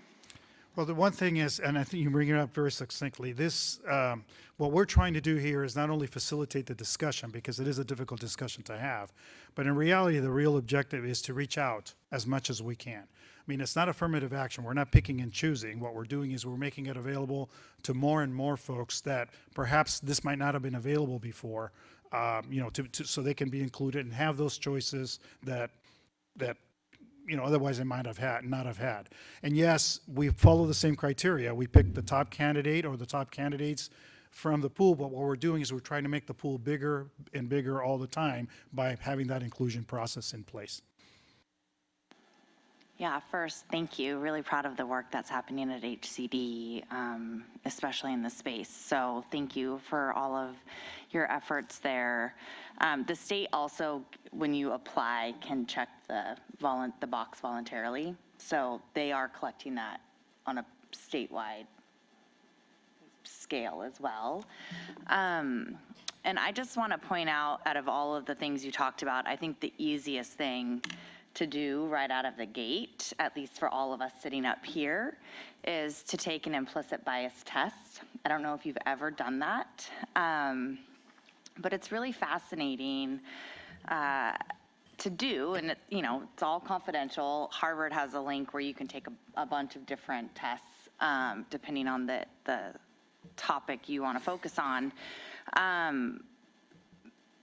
But it's something that is inherently in each of our blind spots, is what our implicit bias is. And so to Jesse's point of, if you're a white male, you typically like to hire white males.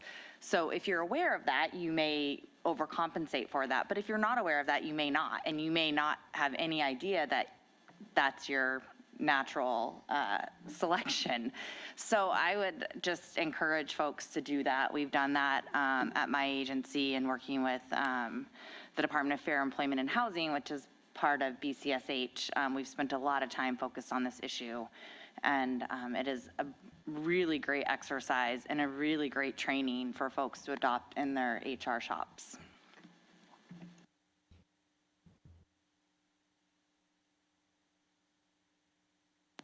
Thank you. Thanks. I actually didn't, I didn't plan on taking the mic here today, but I just do want to say on this point that I think to the extent that agencies are paying attention to this issue, which I think is critical, I think there needs to be also space and opportunity for folks who are multiracial to have that voice at the table. That's often left out. As someone who is multiracial myself, I've frequently gotten frustrated with some of the requests for information about my race because I don't fit in a box. And so I think that's an important element of the conversation, particularly in California. Oh, go ahead. Okay, a couple questions. I want to, first a comment, endorse what you just said. I think that when we collect the information the way the state does, having just entered into it and taken a look at it, I think we're pretty narrow in our categories, both on race and gender. And is there an opportunity to expand that? I mean, we're talking about, do we do it at all?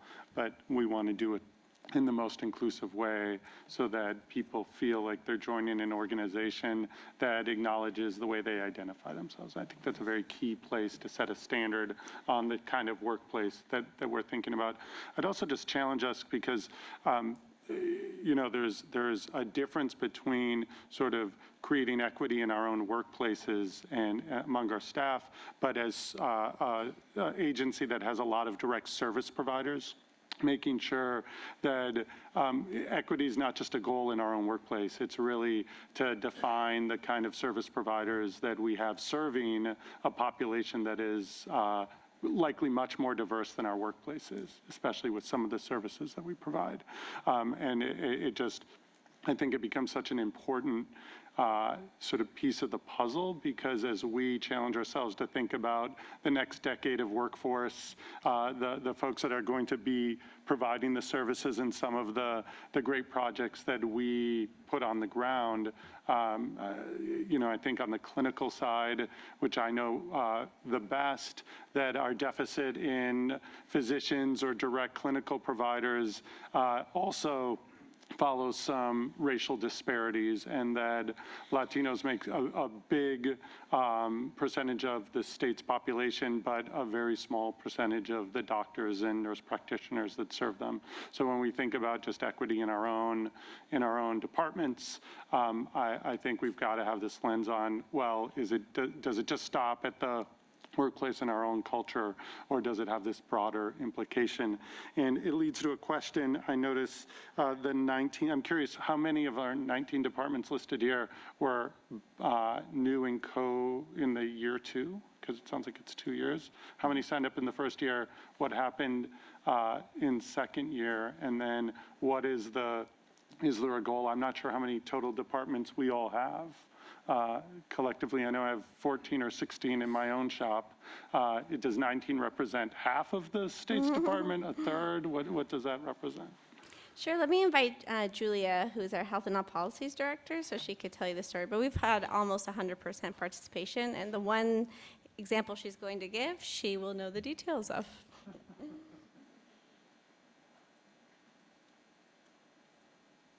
Good afternoon. I'm Julia Kaplan. I lead the Health and All Policies program at the Strategic Growth Council.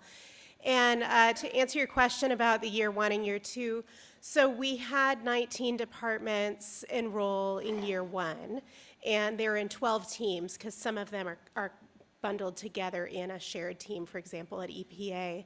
For year 2, we chose to basically extend the cohort for a second year and focus on implementation, because the year 1 is really an introductory learning year, which is really important, and by the end of the year, teams are starting to really develop their racial equity action plans, but they really need a lot of support around implementation. And so now, as we're looking towards the end of year 2, we're starting to ask ourselves, well, what's next? And what we're hearing from the departments that are currently involved is that they would like continued support. They'd like there to be a year 3, a year 4. But we're also hearing from departments that haven't gotten to participate that they would like to join. And so we're looking at, there are a lot of questions around resources and staff capacity. So how to grow this in a way that is we want to grow as big as we can, and we also need to grow at a pace where we can continue to invest a level of staff resources and capacity building support that is really needed by the departments and not kind of go short on that. So we didn't have new departments in year 2, but we could potentially if we have a year 3. Thank you. And on a separate note, we often, and this is part of the exercise, people have lots of questions about hiring, and then it's great to hear also people wanting to inform grant making. But what we've learned is that actually equity can happen anywhere, and that's part of the training. And I'll give a quick example. At the last place that I worked, the San Francisco Public Utilities Commission, we were also GARE participants. And the organizational culture shift that happens, we were interviewing vendors to come for Salesforce, to provide Salesforce services. And a colleague who had been participating in this from our IT department was like, well, why don't we ask them what their diversity, equity, inclusion policy is? And I was like, what? We can do that? Don't we have to ask like technical IT questions? And they're like, yeah, we might as well ask them. And the vendors didn't have one. But by the time we had our second interview with them, they were like, let me give you an update about where we are with this. And so it was the power of influencing the markets, as Mauro talks about, our operations, instilling these values with our grantees, and then providing a leadership forum where you guys are creating, by even having this conversation, a permissive environment for your employees to begin asking these questions and thinking creatively about how they're going to approach equity anywhere. So is there anything else you guys want to add? I just want to we have more make questions. sure. Thanks. Oh, fantastic. And we do have public comment too after this. So Just Okay, a question good, on the good, good, good. performance measurements. You're going to create performance measurement criteria. What's the timeline, or what's the plan to bring that back? That's right. So our Louise will have this as an ongoing council item, so we will do this annually, come back to you with the performance measurement criteria.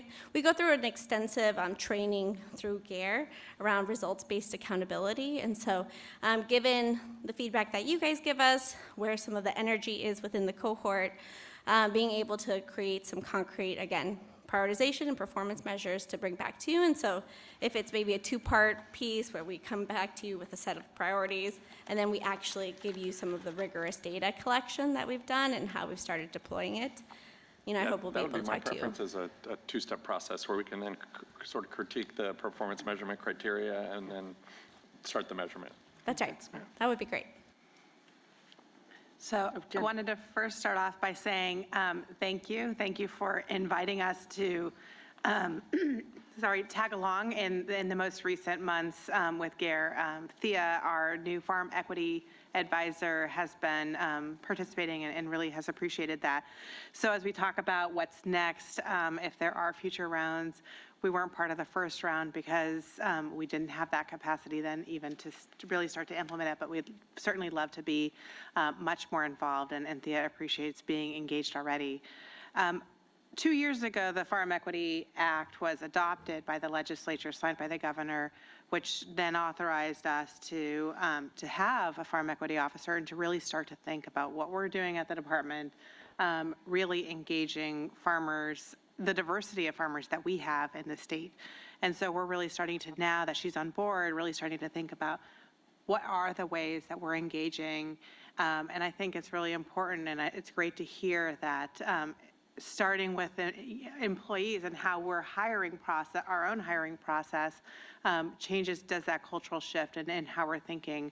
We have a lot of advisory boards, and thinking about how the diversity on our advisory boards is there or not there. And then also the availability of grant funding that we are getting out into the field to farmers and ranchers and making sure that we're reaching farmers and ranchers of all shapes, sizes, as far as farm sizes, diversity in race as well, and in gender.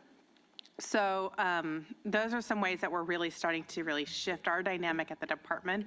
The governor, of course, has a California for All. We're really starting to think about how we're incorporating that in our department. So we're excited that you guys are doing this, and thank you for letting us tag along. Great, thank you. Good, really good questions from everyone. Just a couple things from me, and then I'll turn to public comment.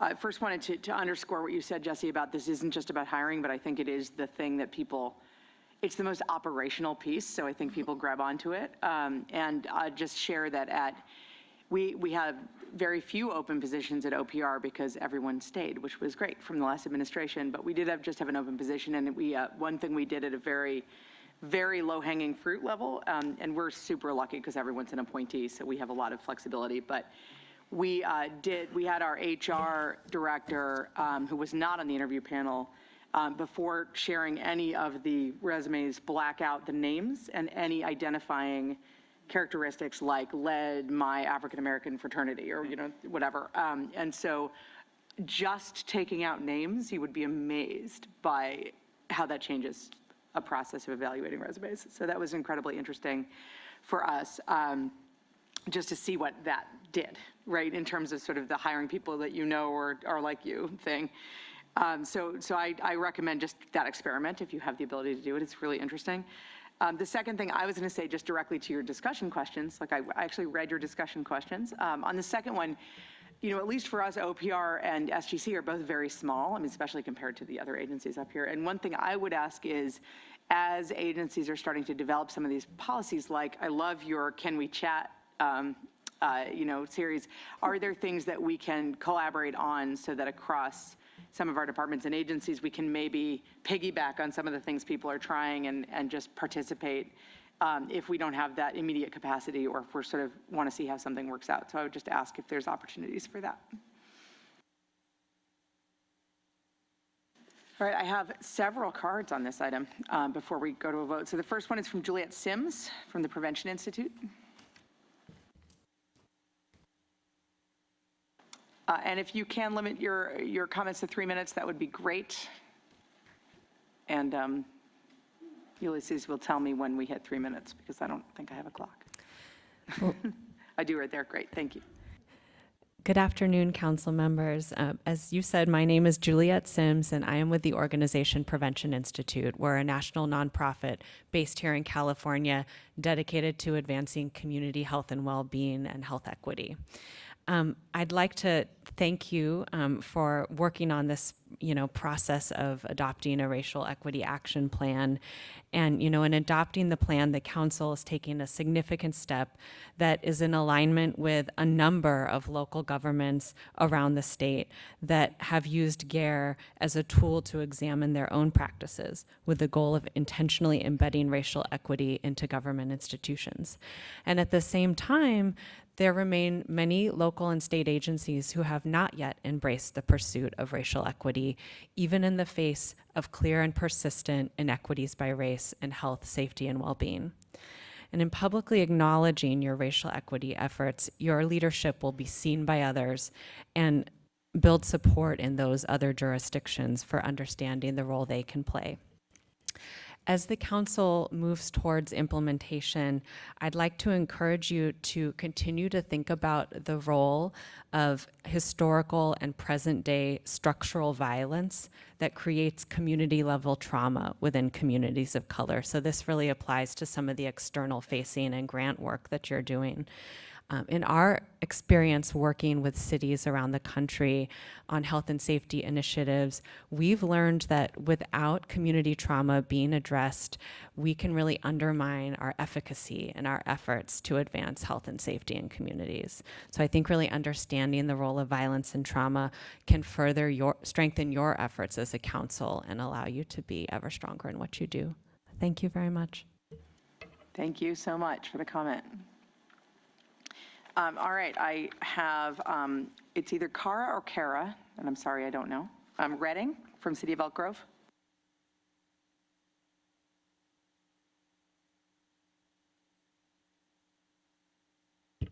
Good afternoon, Council. My name is Kara Reddig. I'm a Deputy City Manager at the City of Elk Grove. I learned about this meeting and I wanted to come and hear this conversation because we just started the GARE program about 5 months ago. We're in a cohort with the City of Sacramento, our local park and fire district, and some counties. So we feel like we're just learning and we're really looking to the state and the capital cohort to be examples. And we appreciate this kind of public discussion. So when I come to my city council and I talk about, creating a racial equity action plan, I have a great example with the state to mention, why it's important for our jurisdiction as well. So I wanted to say thank you. Thank you, and thanks for taking on the leadership of doing that. And since you're doing it in partnership with the City of Sacramento, Amy Barnes, I think, is here from the City of Sacramento.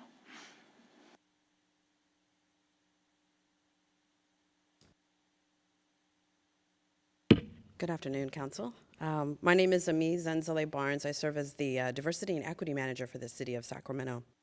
The City of Sacramento is currently engaged with the GARE, the capacity building training that was presented to you earlier.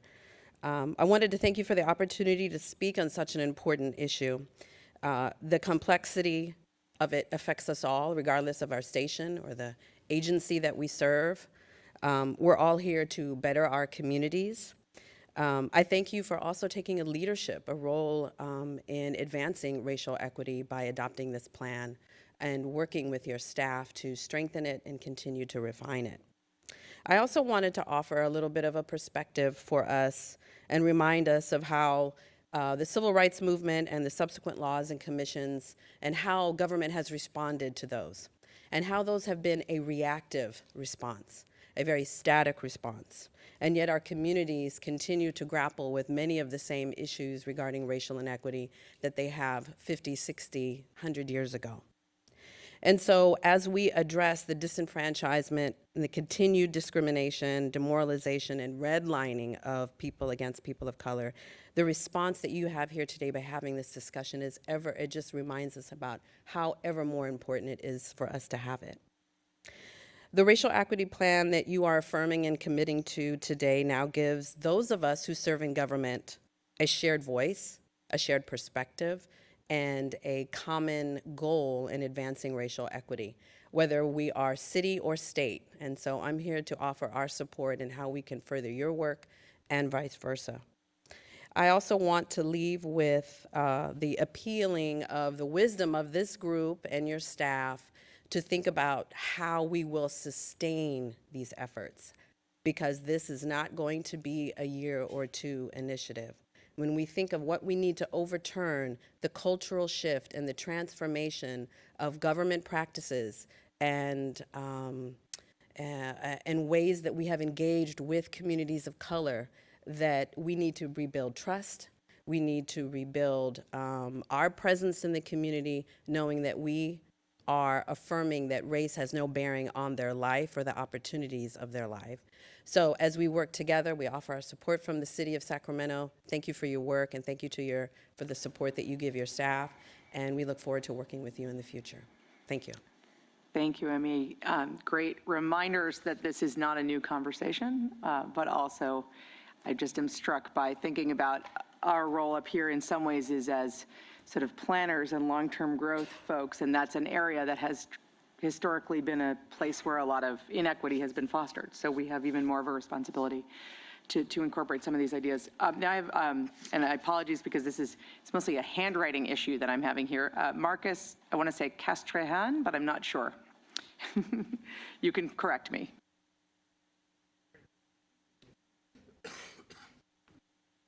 Thank you, Council.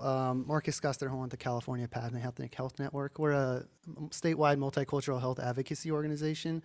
First, I just want to say CPEN is in support of the racial equity plan, and we thank the Strategic Growth Council for taking the lead and looking at internal practices and policies and working to reduce systemic barriers. We appreciate the mention of leveraging interagency partnerships to advance racial equity in areas such as housing, transportation, and health, and would note that data shows that many communities of color continue to face systemic barriers to better health due to lasting effects of discrimination and racism.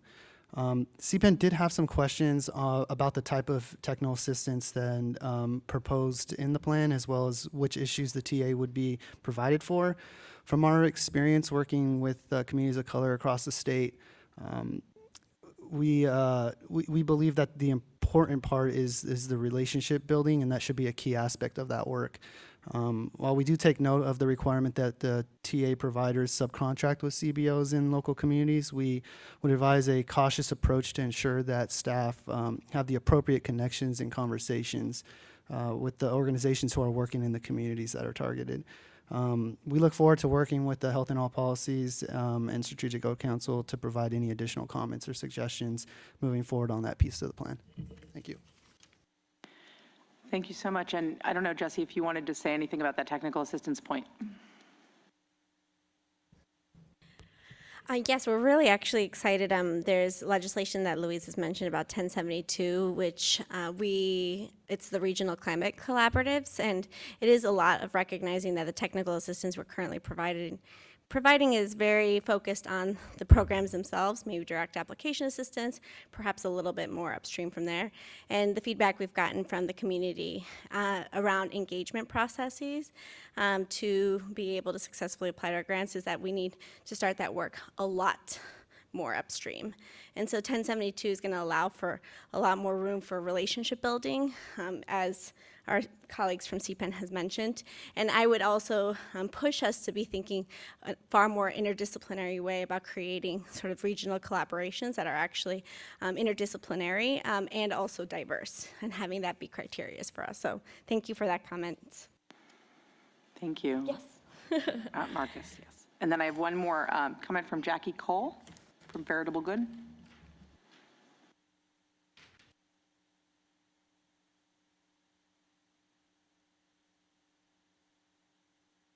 Hello.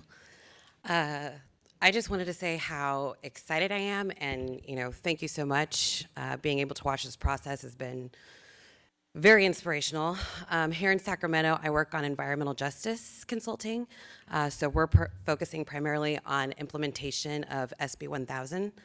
And so I've been working with the county on that process and with the city on that process, and really the most difficult thing about it is how there hasn't really been a mechanism or a vehicle until SB 1000 to really facilitate this conversation. And everything that you're talking about, like, I literally just want to explode right now, because what we've been trying to do is to get all of these different agencies to work together. We understand that the Air Quality Management District needs to work with Regional Transit, who needs to work with the city, who needs to work with the county, who needs to work with SACOG. And it's been a really difficult conversation and, a little redundant at times, trying to get these folks to take a look at how comprehensively these things come together and how important it is, if we're going to address public health outcomes, in particular for underserved communities, how we need to make this happen. So hearing leadership from the state, and I mean, we're Sacramento, so there's literally no reason why we shouldn't be a leader in this conversation in the first place. So watching this conversation happen is just really, the support, it just makes me feel so good to know that there's leadership that's actually working on providing mechanisms for the work that we're doing. Thank you. Thank you. Thanks for your work too, which has been fantastic. We do have votes, two actions that we need on this, and I don't know, Jesse, do you want to go through what those are, or Louise, or somebody? Jesse, do you want to go through what we're acting on? Sure. Thank you, everyone. So the recommended actions are to approve SGC's racial equity vision statement, which is all people in California live in healthy, thriving, and resilient communities regardless of race, and then to endorse the 2019 SGC Racial Equity Action Plan, which includes action items around council leadership and operations, grant programs, technical assistance and capacity building, and interagency coordination. All right, well, let's take the first of those first, which is the action on just the racial equity vision statement. We have any questions on that, or do we have a motion? I move to approve the SGC Racial Equity Vision Statement. I'll second. Great. Everyone in favor? Aye. Anyone opposed? Abstentions? I guess I should look at my thing. Oh, yeah, use your little buttons. It's very exciting. I don't know if that's actually working now that I said it. No, whatever. Great. That motion passed. And really, how could it not have after that last comment? I mean, honestly. Next Action is to adopt SGC's Racial Equity Action Plan. You all have seen it. It's in your binder. You were briefed on it. Do we have questions on the plan or a motion? I move to adopt the plan. Oh, great. Everyone in favor? I just say aye because I can't figure out my buttons. Aye.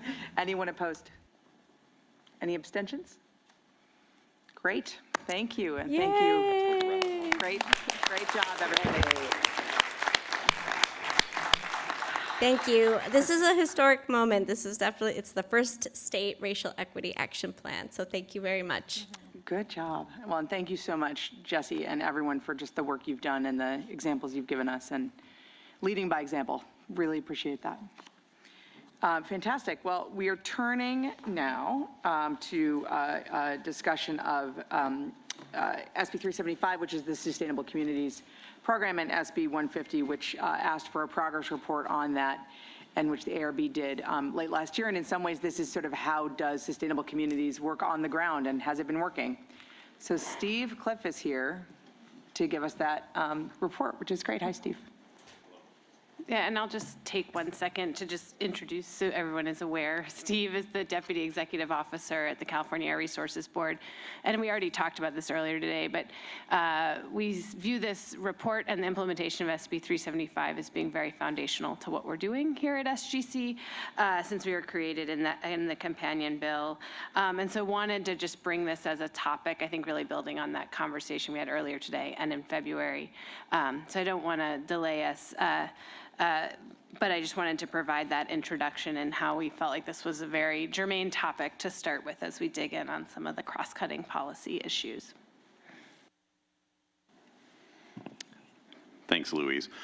It's great to be here, and this is actually my first time presenting to the council, and it's really a pleasure, and it's great to see so many friendly faces, and so many of those that I've worked with over many years, and some that I'm looking forward to working with for some time to come. So I'm here today to share key. Is that still on? Sorry. I'm here today to share key findings from CARB's report to the legislature on Senate Bill 150 on the progress made in reducing greenhouse gas emissions from transportation. 10 years have passed since the adoption of SB 375 connected regional planning to state climate goals. Under SB 375, regions created Sustainable Community Strategies, or SCSs, as part of their regional transportation plans. These include strategies to meet per-person greenhouse gas emission reduction targets set by CARB. Most regions have now gone through 2 planning cycles, and CARB has verified that every region has created a plan that, when implemented, will meet the targets that CARB originally set in 2010. This effort has led to new conversations about how regional plans can provide important economic, health, equity, and environmental benefits for Californians, and to best practices that ensure those benefits are realized. And the state has set aside incentives, such as those from cap and trade implemented by this body, CARB, and other entities. SB 1 has provided needed transportation revenue, largely directed at fixing existing infrastructure, and provides historic increases in transit spending and active transportation investments. But have these things been enough?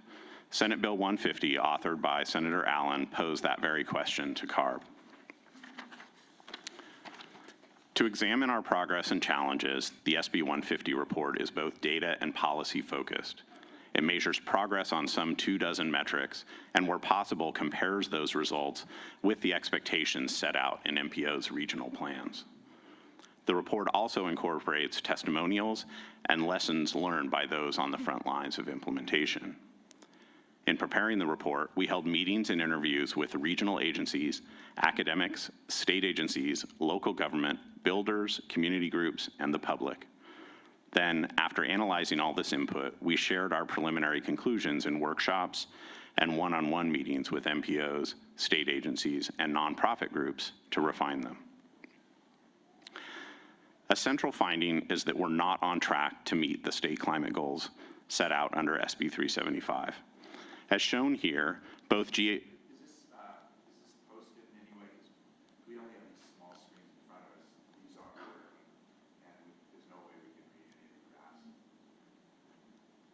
So I'll try and explain what the graphs show in greater detail.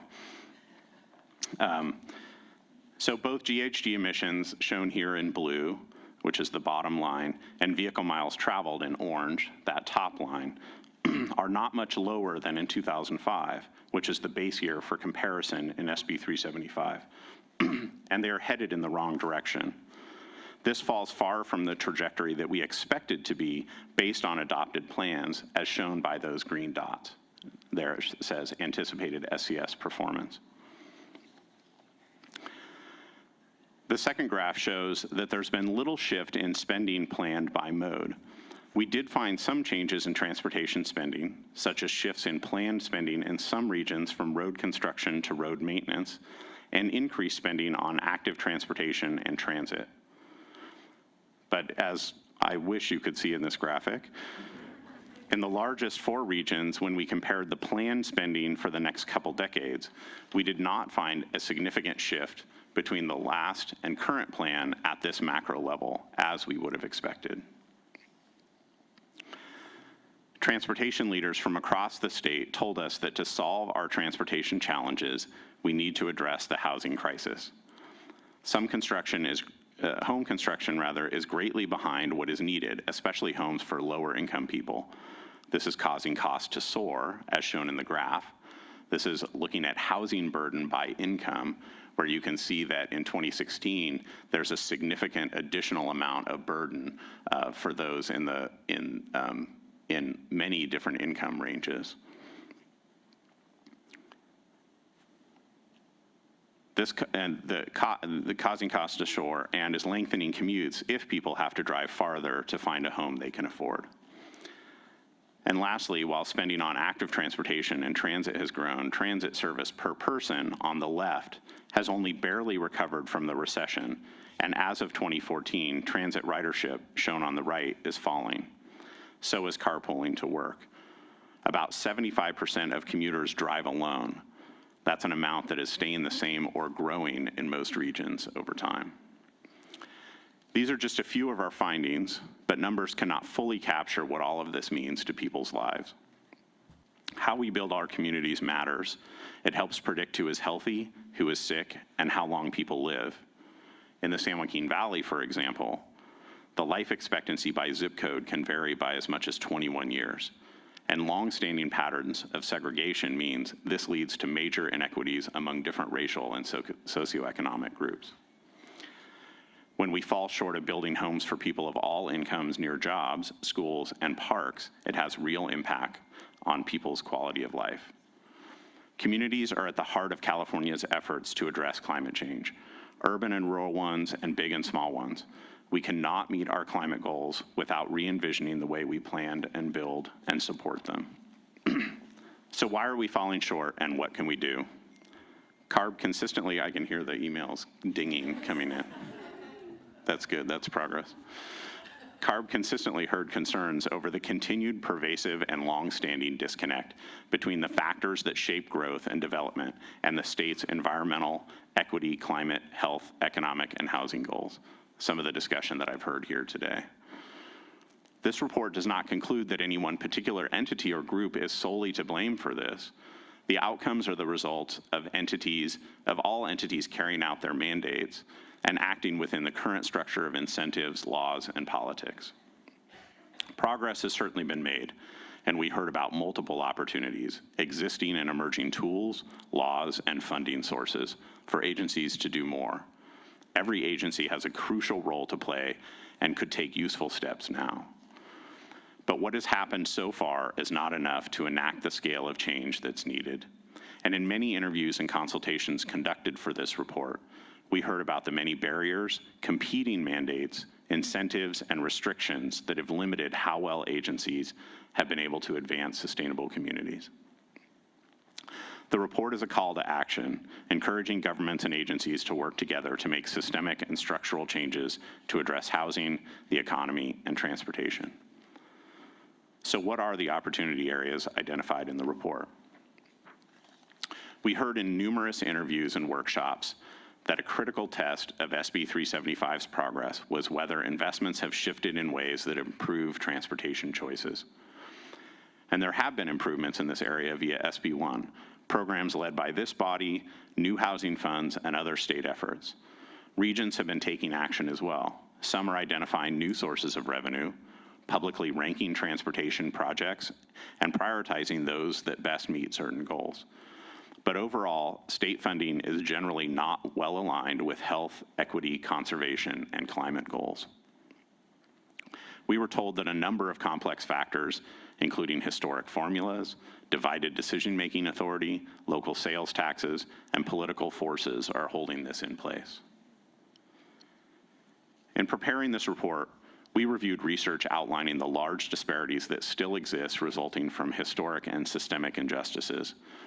Regional SCS planning offers an opportunity to begin to address a range of social and transportation justice issues: rural mobility, public health, affordable housing, and quality of life for people who have been unjustly burdened. We found some regions are adopting best practices, such as conducting needs assessments, using transportation funding to reward localities for affordable housing, using participatory budgeting to select transportation projects, and more. Every region handles this differently. And many stakeholders pointed out to us that there's an opportunity for the state to provide more support and guidance. For example, while important work is going on, currently there does not exist a unified state vision or strategy for underserved communities to improve travel choices, economic development, health outcomes, and access to jobs, affordable housing, and other opportunities. During interviews and workshops, CARB heard from everyone from community advocates to transportation agency executives that solving our transportation challenges required taking action on the housing crisis. The report identified areas of progress, including state housing legislation and innovative efforts by various regional agencies. But as the governor has made clear, we have to take further action in this area. Specifically, we would build a generation's worth of housing in just a few short years. Where these homes are built and who can afford them will shape people's daily lives, shape communities, and shape traffic and travel patterns for the next century. We can promote the use of pilot projects that bring together innovators, technical experts, community members, and decision-making partners to find creative solutions for accelerating a change in travel choices away from single occupancy vehicles while improving accessibility and access to opportunity, particularly for low-income communities. This is a promising area that is important as our transportation technology changes rapidly. Despite the important progress we've made in making our funding system more sustainable under SB1, we know that as vehicles become more fuel efficient, fuel taxes will decline. As we seek to make our transportation funding more sustainable, we can pair that with efforts to increase transportation choices equitably and sustainably in a manner that aligns with environmental and health goals and that reduces congestion for those who still need to drive. Funding from pricing tools could be used to implement or fund pilot tests of strategies for improving transportation efficiencies, such as shuttles, enhanced transit services, pooling facilitated by ride-hailing, protected bike lanes, and bike and scooter sharing, possibly to make travel easier in key zones that are currently highly congested, such as in urban downtowns. Technologies such as smartphones have started a revolution in how we travel and communicate. The benefits of things like ride-hailing, bike and scooter sharing, and eventually fully automated vehicles could improve travel choices, especially for those who need them most, and get people around more efficiently. But without policies to shape their deployment, they may also increase congestion and pollution and reduce transportation equity. We recommend a think tank be convened to identify the transformative technologies, policies, partnerships, and critical steps to ensure these innovations foster greater livability and provide clear environmental benefits. Finally, I'd like to leave you with this. California has been a pioneer in reducing greenhouse gas emissions. We met our 2020 emissions target in 2016, a full 4 years ahead of schedule, all while our economy has grown quite dramatically. We're off to a great start, but we need to pay special attention to transportation because transportation accounts for half of our GHG emissions and is the leading cause of air pollution in California. As you can see on the graph, despite the rapidly growing number of low and zero emission vehicles, emissions from transportation are stubbornly rising because of growth in vehicle miles traveled. And this challenge is greater now than ever, as the Trump administration has proposed to effectively eliminate the greenhouse gas passenger vehicle standards that California, the Obama administration, and the auto industry itself agreed to in 2012. We need to do more as we look toward achieving our 2030 target and toward our 2045 goal for carbon neutrality. As I noted previously, individual agencies have important work to do that is already being done and will continue. At CARB's board meeting in March, we discussed this report and specific actions that CARB itself can take to address some of these challenges. But real success will require collaboration across many agencies and different scales, and with local governments and community partners. Thank you for your time. I'd be glad to answer any questions. Thanks, Steve. It's always sobering to see what's happening with SB 375, but it's also so directly aligned with what this group exists to do, not only through SGC funding, which goes into programs on the ground that are trying to address these very things, but also through all of us here thinking about ways we can better align our own funding, as we talked about earlier. So thank you so much for the presentation. This is a moment where we can talk about this, and I guess I would throw out to everyone here sort of I guess the big question is, you heard from those on the ground that they want more support and guidance from the state, and there's a number of areas here that we can try to do something in, and I'd love to hear from folks. I'm going to look at Secretary Annis because he's the transportation guy. Put you on the spot for one last time. Sure. And get your thoughts. Sure.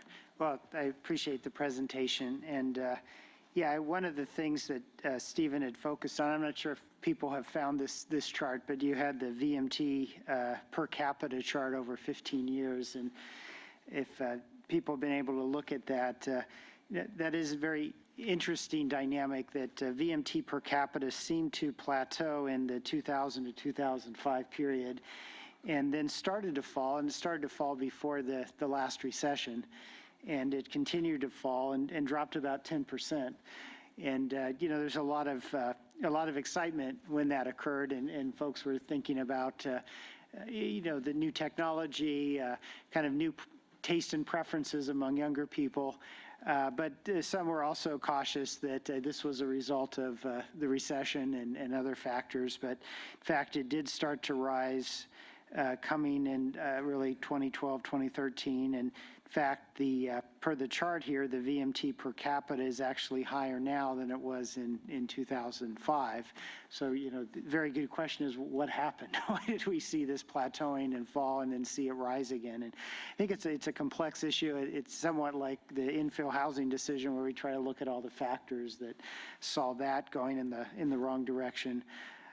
But a couple observations maybe on the why. We do see a lot of increased vehicle fleet in California. I think the vehicles have become more reliable. We look at Department of Motor Vehicles does a depreciation schedules of cars, and about 48% of our vehicles are worth $5,000 or less in value. So I think the cost of driving has come down. The cost of car ownership has come down. The cost of hailing a ride has come down.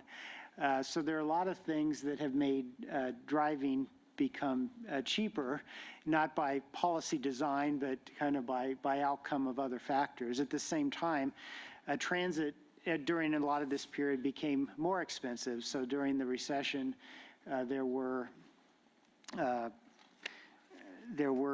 cuts in state funding. There were cuts in local funding for transit, and you saw services go away, the frequency of transit fall. And so, a number of trends going in opposite directions of how we wanted them to go. I think some of the reaction over the past few years at the state level has been very focused on this. Stephen mentioned both the cap and trade programs that are focused on, a lot of them on sustainable transportation, SB1 having a fix it first focus and also a very large transit focus. some of the fix-it-first focus of SB1 also, I thought, touched appropriately on complete streets as we're redoing our streets, make sure they have complete street elements. And I think in Sacramento, we see a lot of things that are very positive in that direction. I know they've used the fix-it-first money to do some active transportation projects, and you see the protected bikeways appearing in Sacramento and a lot of other large cities as well. Transit is an area where, again, the funding is starting to show up in much larger levels, both the formulaic and the capital programs. And I think the Bay Area is an example of where you see at some point a critical mass. And the Bay Area in the ARB SB 150 report was the one MPO where you saw the trends going in the desired direction, that personal vehicle use going to work was down, transit, other modes were up. And so I think, where I see the trends in the wrong direction, but also a lot of sources of optimism. And, those include things like seeing that where we have critical mass like we do in the Bay Area, the trends go in the right direction. Quality transit that continues to grow. Bay Area is also looking at more pricing on the highways. They've embraced a conversion of a lot of high occupancy lanes into high occupancy toll lanes, using some of that to further improve transit. So these trends are, I think, some cause of optimism, but I don't believe they're sufficient either. I believe that, there's still a lot to do. We do have increased new technology coming, and look forward to some of the, Stephen alluded to some of the ride share and autonomous vehicle changes that I think could either help or hurt. I know there's some new regulatory authority that would look at autonomous vehicles that are used for shared. And this is a bill that passed last year, and some authority to look at those with the ability to put a emissions baseline on those, and then work with the providers to reduce those baselines. And of course, those are the types of vehicles that seem to be likely an increasing vehicle share in the market. So, there's many things here, and I know the board will continue to work on these. And new Secretary David Kim, I'm very excited to see him come into this role, and probably by the next SGC meeting, he'll be able to join you here. But again, I feel like this is very much one of these complex issues where there's not a single solution, and not even a small handful of solutions. There's many things that'll be done over time, working not only at the state level, but with regional partners, not only with transportation stakeholders, but with a broader set of stakeholders. So there's some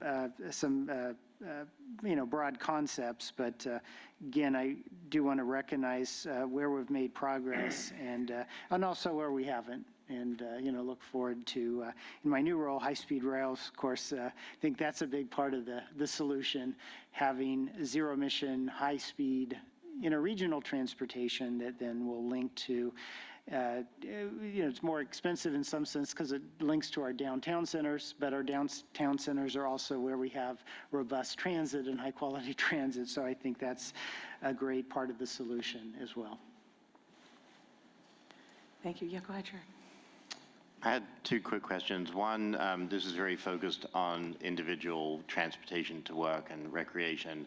What percentage of the increases in freight, namely, over this same period, we've had huge uptick in people ordering on Amazon, packages, the number of, things that we buy has increased, and the number of journeys. So also, obviously, we're a large freight hub in California. 41% of all containerized goods comes into our state. So how is that factored in terms of total GHG emissions? That was part one. And then the second part of the question is, with the changes that we're seeing, both that you articulated, with the potential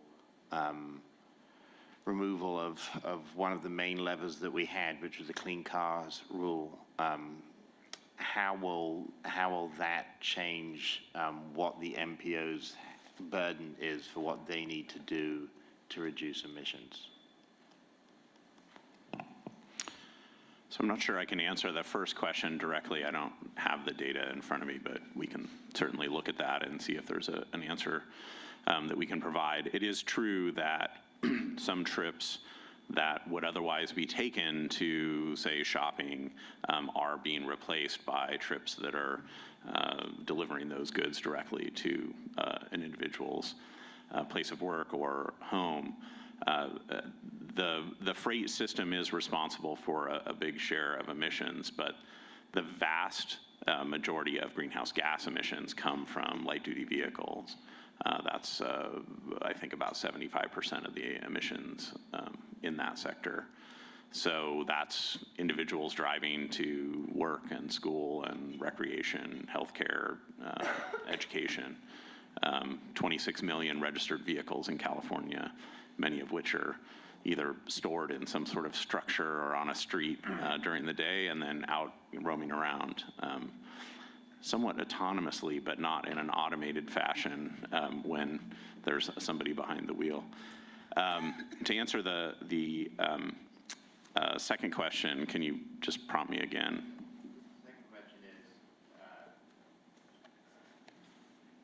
Second question relates to just our overall targets of getting to 2030, whether it's the Clean Air Act or our own greenhouse gas emissions reduction goals. They're going to be very difficult to meet if the Trump administration gets its way and we cap our fuel efficiency standards at 2020. So given that that's a possibility, what will MPOs have to do in order to change the way they think about plans, and what role would the SGC have in that? So we don't know what the final rule will look like yet, but assuming that the final rule is similar to the proposed rule, which would essentially flatline standards starting in 2021 model year at the 2020 level, that would be roughly 15 million metric tons of greenhouse gas emission reductions that would be lost.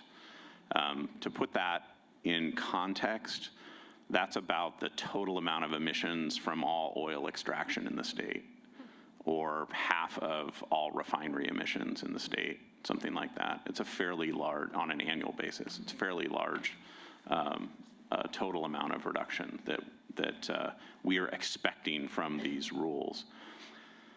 So we will have to analyze how that ultimately shakes out depending on what the final rules are. But assuming that when the rule is finalized, it simultaneously removes our ability to continue to enforce the current rules, the zero emission vehicle program, as well as the greenhouse gas emission standards, we certainly will have to find other ways to get those reductions to be in compliance with statewide mandates. And I think that there's a lot of opportunities there. We will have to really look at the transportation sector. As I mentioned, it's 50% of the total greenhouse gas emissions. So the opportunities need to come from that sector. And that will be other ways at getting reductions through reducing the amount of driving, which may impact MPO regional targets. But more importantly, also looking at the cleaner fuels, as I mentioned, things like oil extraction and refinery emissions are something that we're going to have to continue to evaluate as well. Really, everything's going to have to be on the table. That's a large chunk of reductions that we would lose access to that we would have to make up.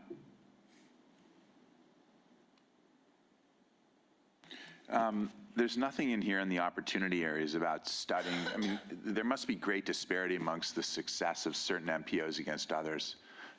Brian mentioned that the MTC, I guess, did better than their targets, and many must have failed. I'm just curious what the plan is to drill down on those that were successful and to figure out how to incentivize. I mean, what capacity does the state have to drive public transit funding to those MPOs that were successful? And on the one hand, you want to give the MPOs that weren't successful more transit funding, but on the other hand, if they can't if they can't comply, then how do we continue to reward them? So I'm just curious about, what are the conversations regarding using both carrot and stick with the MPOs to drive results? The report doesn't lay out specific recommendations for how to address all these issues. Our charge was to evaluate the success or lack thereof of SB 375. And at a high level, we thought there might be a number of different ways to evaluate that. As I mentioned, the first would be, are the emissions declining? They aren't.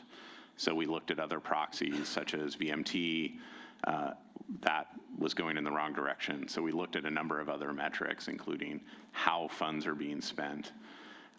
We don't try and solve all those issues in the report. It's really an evaluation of what has been done to date and looking at those metrics that we have access to quality data to analyze.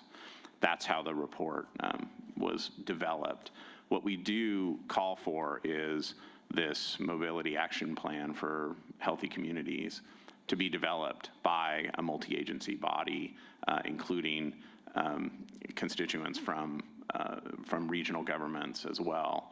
And in fact, you heard earlier that there's actually a law that's being proposed by Senator Allen this year that's broadly consistent with what the recommendation was in the report. If you look at that law, it largely calls for this body plus some additional participants to develop that plan and ultimately come up with recommendations for what our vision would be, as well as policies to help achieve that vision. Do we know what the impact of ride sharing, or not ride sharing, but the ride hailing services, Uber, Lyft, impact of that on the VMT and on, we must have some analysis of that. Yeah, I can certainly, there's been a lot of correlation observed between transit ridership going down in some areas and the ride sharing going up. And I think in San Francisco, for example, it's a very high percentage of VMT. I think I've heard 25%. San Francisco's VMT went up 13%, so the region was good, but San Francisco went up 13%, and 25% of the vehicles in downtown San Francisco on weekdays are TNC or the ride-hailing, Lyft and Ubers. So it's a direct correlation.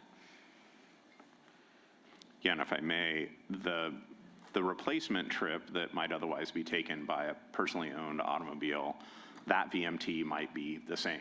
So if I'm going to take a trip from downtown Sacramento to the airport and I would otherwise drive and park, but I decide to take a Lyft or Uber, that VMT is the same.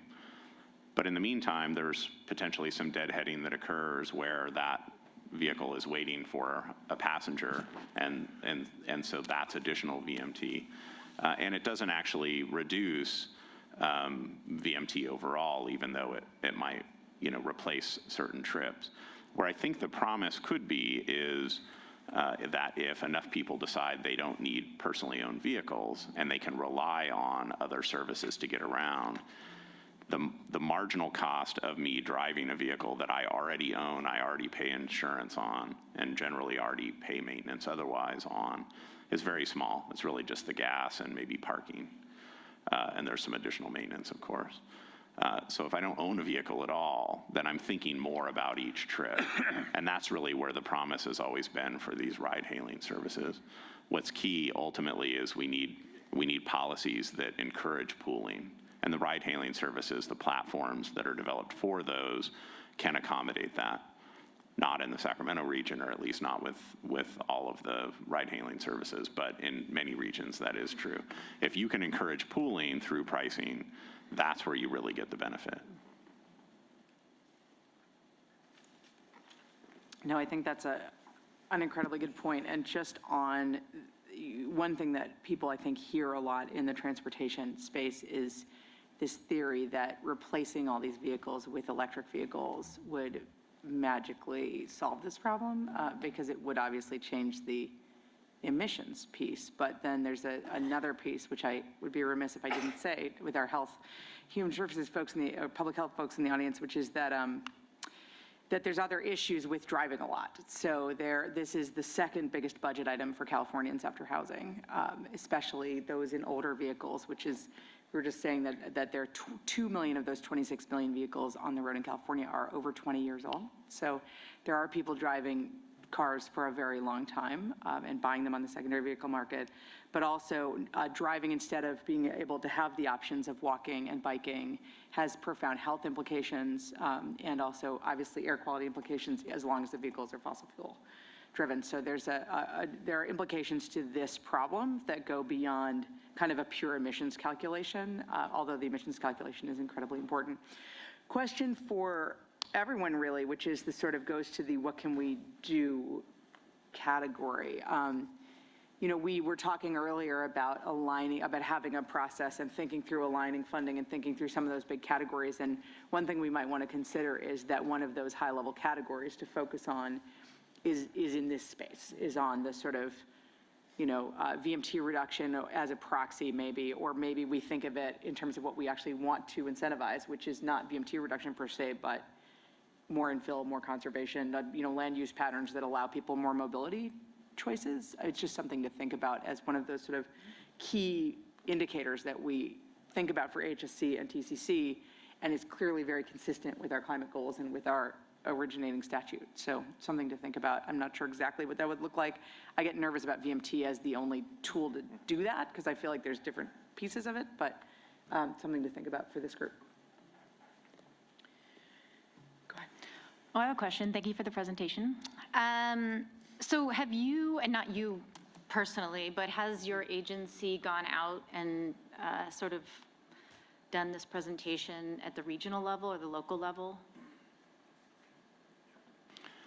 So the basic presentation, I think this is probably the fourth time I'm aware that we've presented it, and maybe there's others. I'll look in the back of the room. I did present this very similar presentation to the Local Government Commission and CalCog at the Yosemite Conference this year, Local Government Conference. And then I mentioned that we did present it to our board at the March hearing, and then at the CTC CARB joint meeting in December, we presented this, and there were many regional agencies there and local agencies at that meeting. Okay. I don't know that we've done more than that. So we have done some briefings for legislative staff as well. Okay. Again, just because I'm the public representative and I'm on the ground, I'm just going to let you know that most elected officials have no idea about this report. I mean, obviously they know about, in general, what the climate laws are in the state, but when you get to the details, you know, this outcome that we're not going in the right direction is not really, there's not a high level of consciousness or awareness about that, and that is impeding our ability as advocates to push for different investments. And so particularly in San Diego, we have a huge threat from sprawl development and new freeways and highways. This remains an ongoing conversation and challenge, and one of the most difficult parts is that the narrative is not around public health. It's not around air quality. It's just around, well, this is what we need, you know, well, whatever. People have many different justifications and rationales for needing to expand freeways and highways, but it's clear to me that it's not even in their mindset that there's all these other, as you were saying, realities of just being, you know, being car-centric and car-focused. And so I'm just saying, I feel like you are an agency that can be a trusted messenger to our local elected officials where they could hear this presentation, and particularly some of the health outcomes and air quality issues that I would love to see. I'll just focus on Southern California, since the Bay Area seems to be doing somewhat better, but I'm in Southern California, I know we have a long ways to go. So that's something I'd love to see. Well, thank you for that. And if you have specific suggestions, we'd be glad to take those at any time. Okay. Yeah. There's an agency called SANDAG. That would be great. County of San Diego. And then this second question I have, so you were kind of promoting this legislation that has the mobility action plan. So is that like you are officially supporting it as an agency? We don't have. That's how I interpreted it, sorry. Sorry, I was really just mentioning it to connect back with with this discussion, because it was mentioned earlier, and then you had some other items in the middle. So no, we don't have an official position on that. Much like the discussion that you had here, we provide technical assistance. We report to the governor's office. Ultimately, would provide a recommendation if the bill were to get that far. But we do provide technical assistance on any legislation that might have some impact to our organization. Okay. In this case, I was just noting that the main recommendation in our report was to develop a mobility action plan, which is what that legislation Happens to would be call what the for. legislation's asking for. Okay, well, that's good. There's a lot of synergy there. And I'm glad that there's a lot of connection to our earlier conversation about actually figuring out if our state dollars are aligned with our climate goals. And I guess if I was going to speak to the governor's team, one of the things that still seems to be missing, so just take this, just friendly feedback, is just like, what is the governor's plan on climate? And I also, and this is just, again, so take it with a grain of salt. I'm just in San Diego, so I don't hear a lot of what happens, but there just seems to be, again, our local elected officials aren't really hearing this message. So, and CARB is an agency under the governor's control. And and also just what is the solution? We're just, it's again, since we're still under threat of sprawl, and that's a very significant concern. Like this, we are doing everything we can to stop it, but it's just the local advocates doing, putting our heart and soul into preventing it. But that, I don't know if we're going to win that. But it feels like the state isn't really there helping us. We're sort of alone in this fight. And also, I'm not really hearing from the top executive levels, like that this is a concern. We do not want to subsidize or invest in more sprawl. We don't want to subsidize and invest in more freeway or highway expansions. We do want to double down on public transportation. We do want to double down on complete streets and protected bike lane. It's just, there is an opportunity for the governor. He just, has this platform that unlike any other, and which is an ability to communicate with the public about what the reality is of climate change, how it's going to impact, right, the future of all our kids, and what are we doing about it on a more kind of even concrete way, specifically related to transportation and land use. And so anyhow, I just put that out there, but I'm really excited that we're, as a group, going to be moving forward, hopefully with doing an assessment and an inventory of state dollars, I guess with the climate lens, and then seeing what, if we're tasked with doing a mobility action plan, that's very exciting.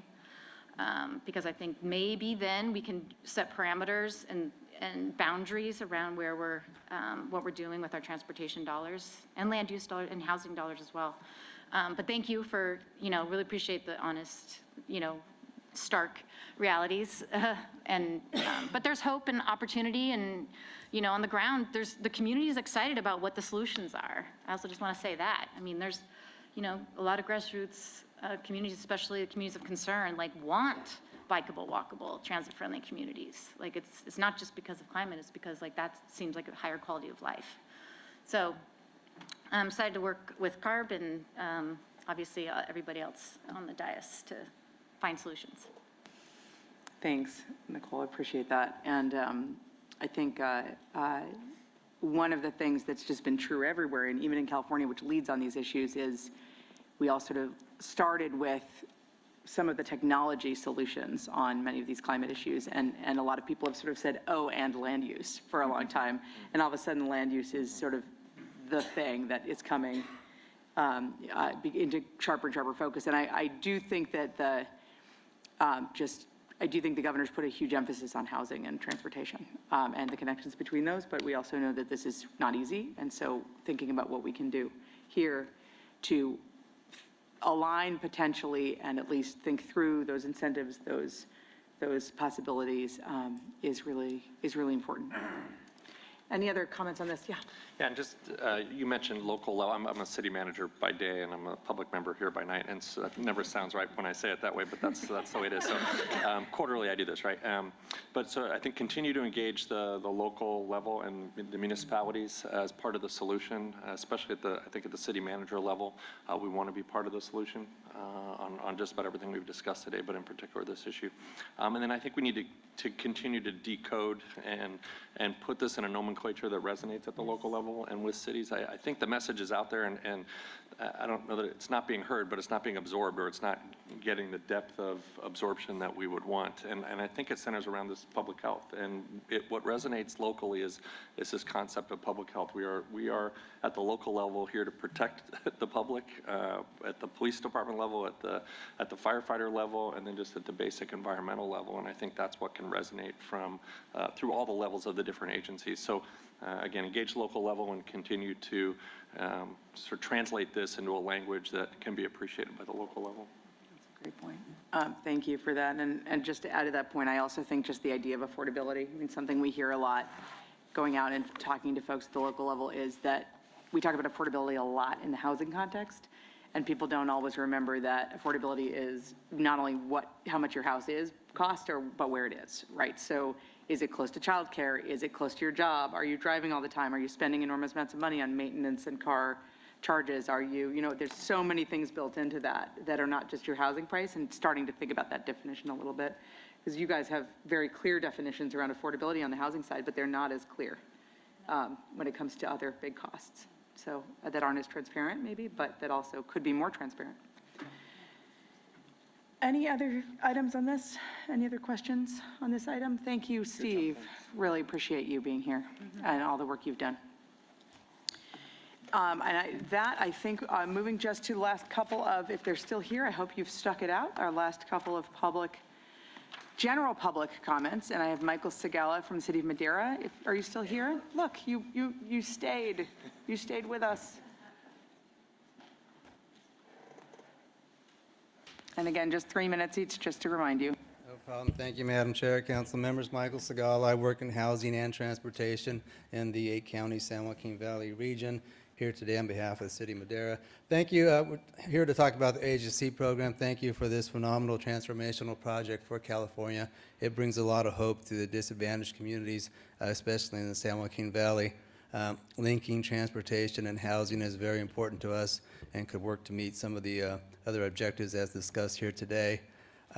We want to make the San Joaquin Valley on par with the other parts of the state, so we appreciate this program in particular for helping us do that. Downtown Madera Veterans and Family Housing Project was a community-led, city-led effort. No project has ever been funded in the county of Madera.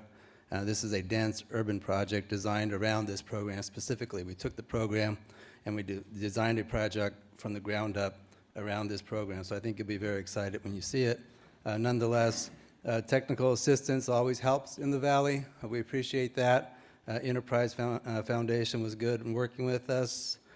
Keep in mind, though, that in addition to that, the local match is not in the valley, and the lack of competent developers also is a lack in the valley. So, that goes along with the technical assistance as well. So that's all. I wanted to keep it short. Thank you so much for your time. Appreciate it, and see you next time. Thank you.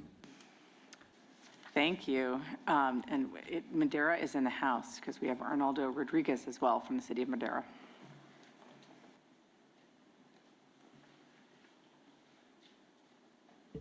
Thank you very much, Chair Gordon, members of the council. Arnaldo Rodriguez, City Manager for the City of Madera. I was recently appointed the City Manager about 4.5 months ago. However, having been both born and raised in the City of Madera, I'm very astute in terms of the need for the city. So with that, Michael had touched on a couple of points in terms of the need for the City of Madera. We are currently one of the 47 finalists that this council is going to be considering for round 4 of funding. In terms of the needs for the City of Madera, just to provide you a little bit of context, the City of Madera is just it's about 15 minutes north of the city of Fresno.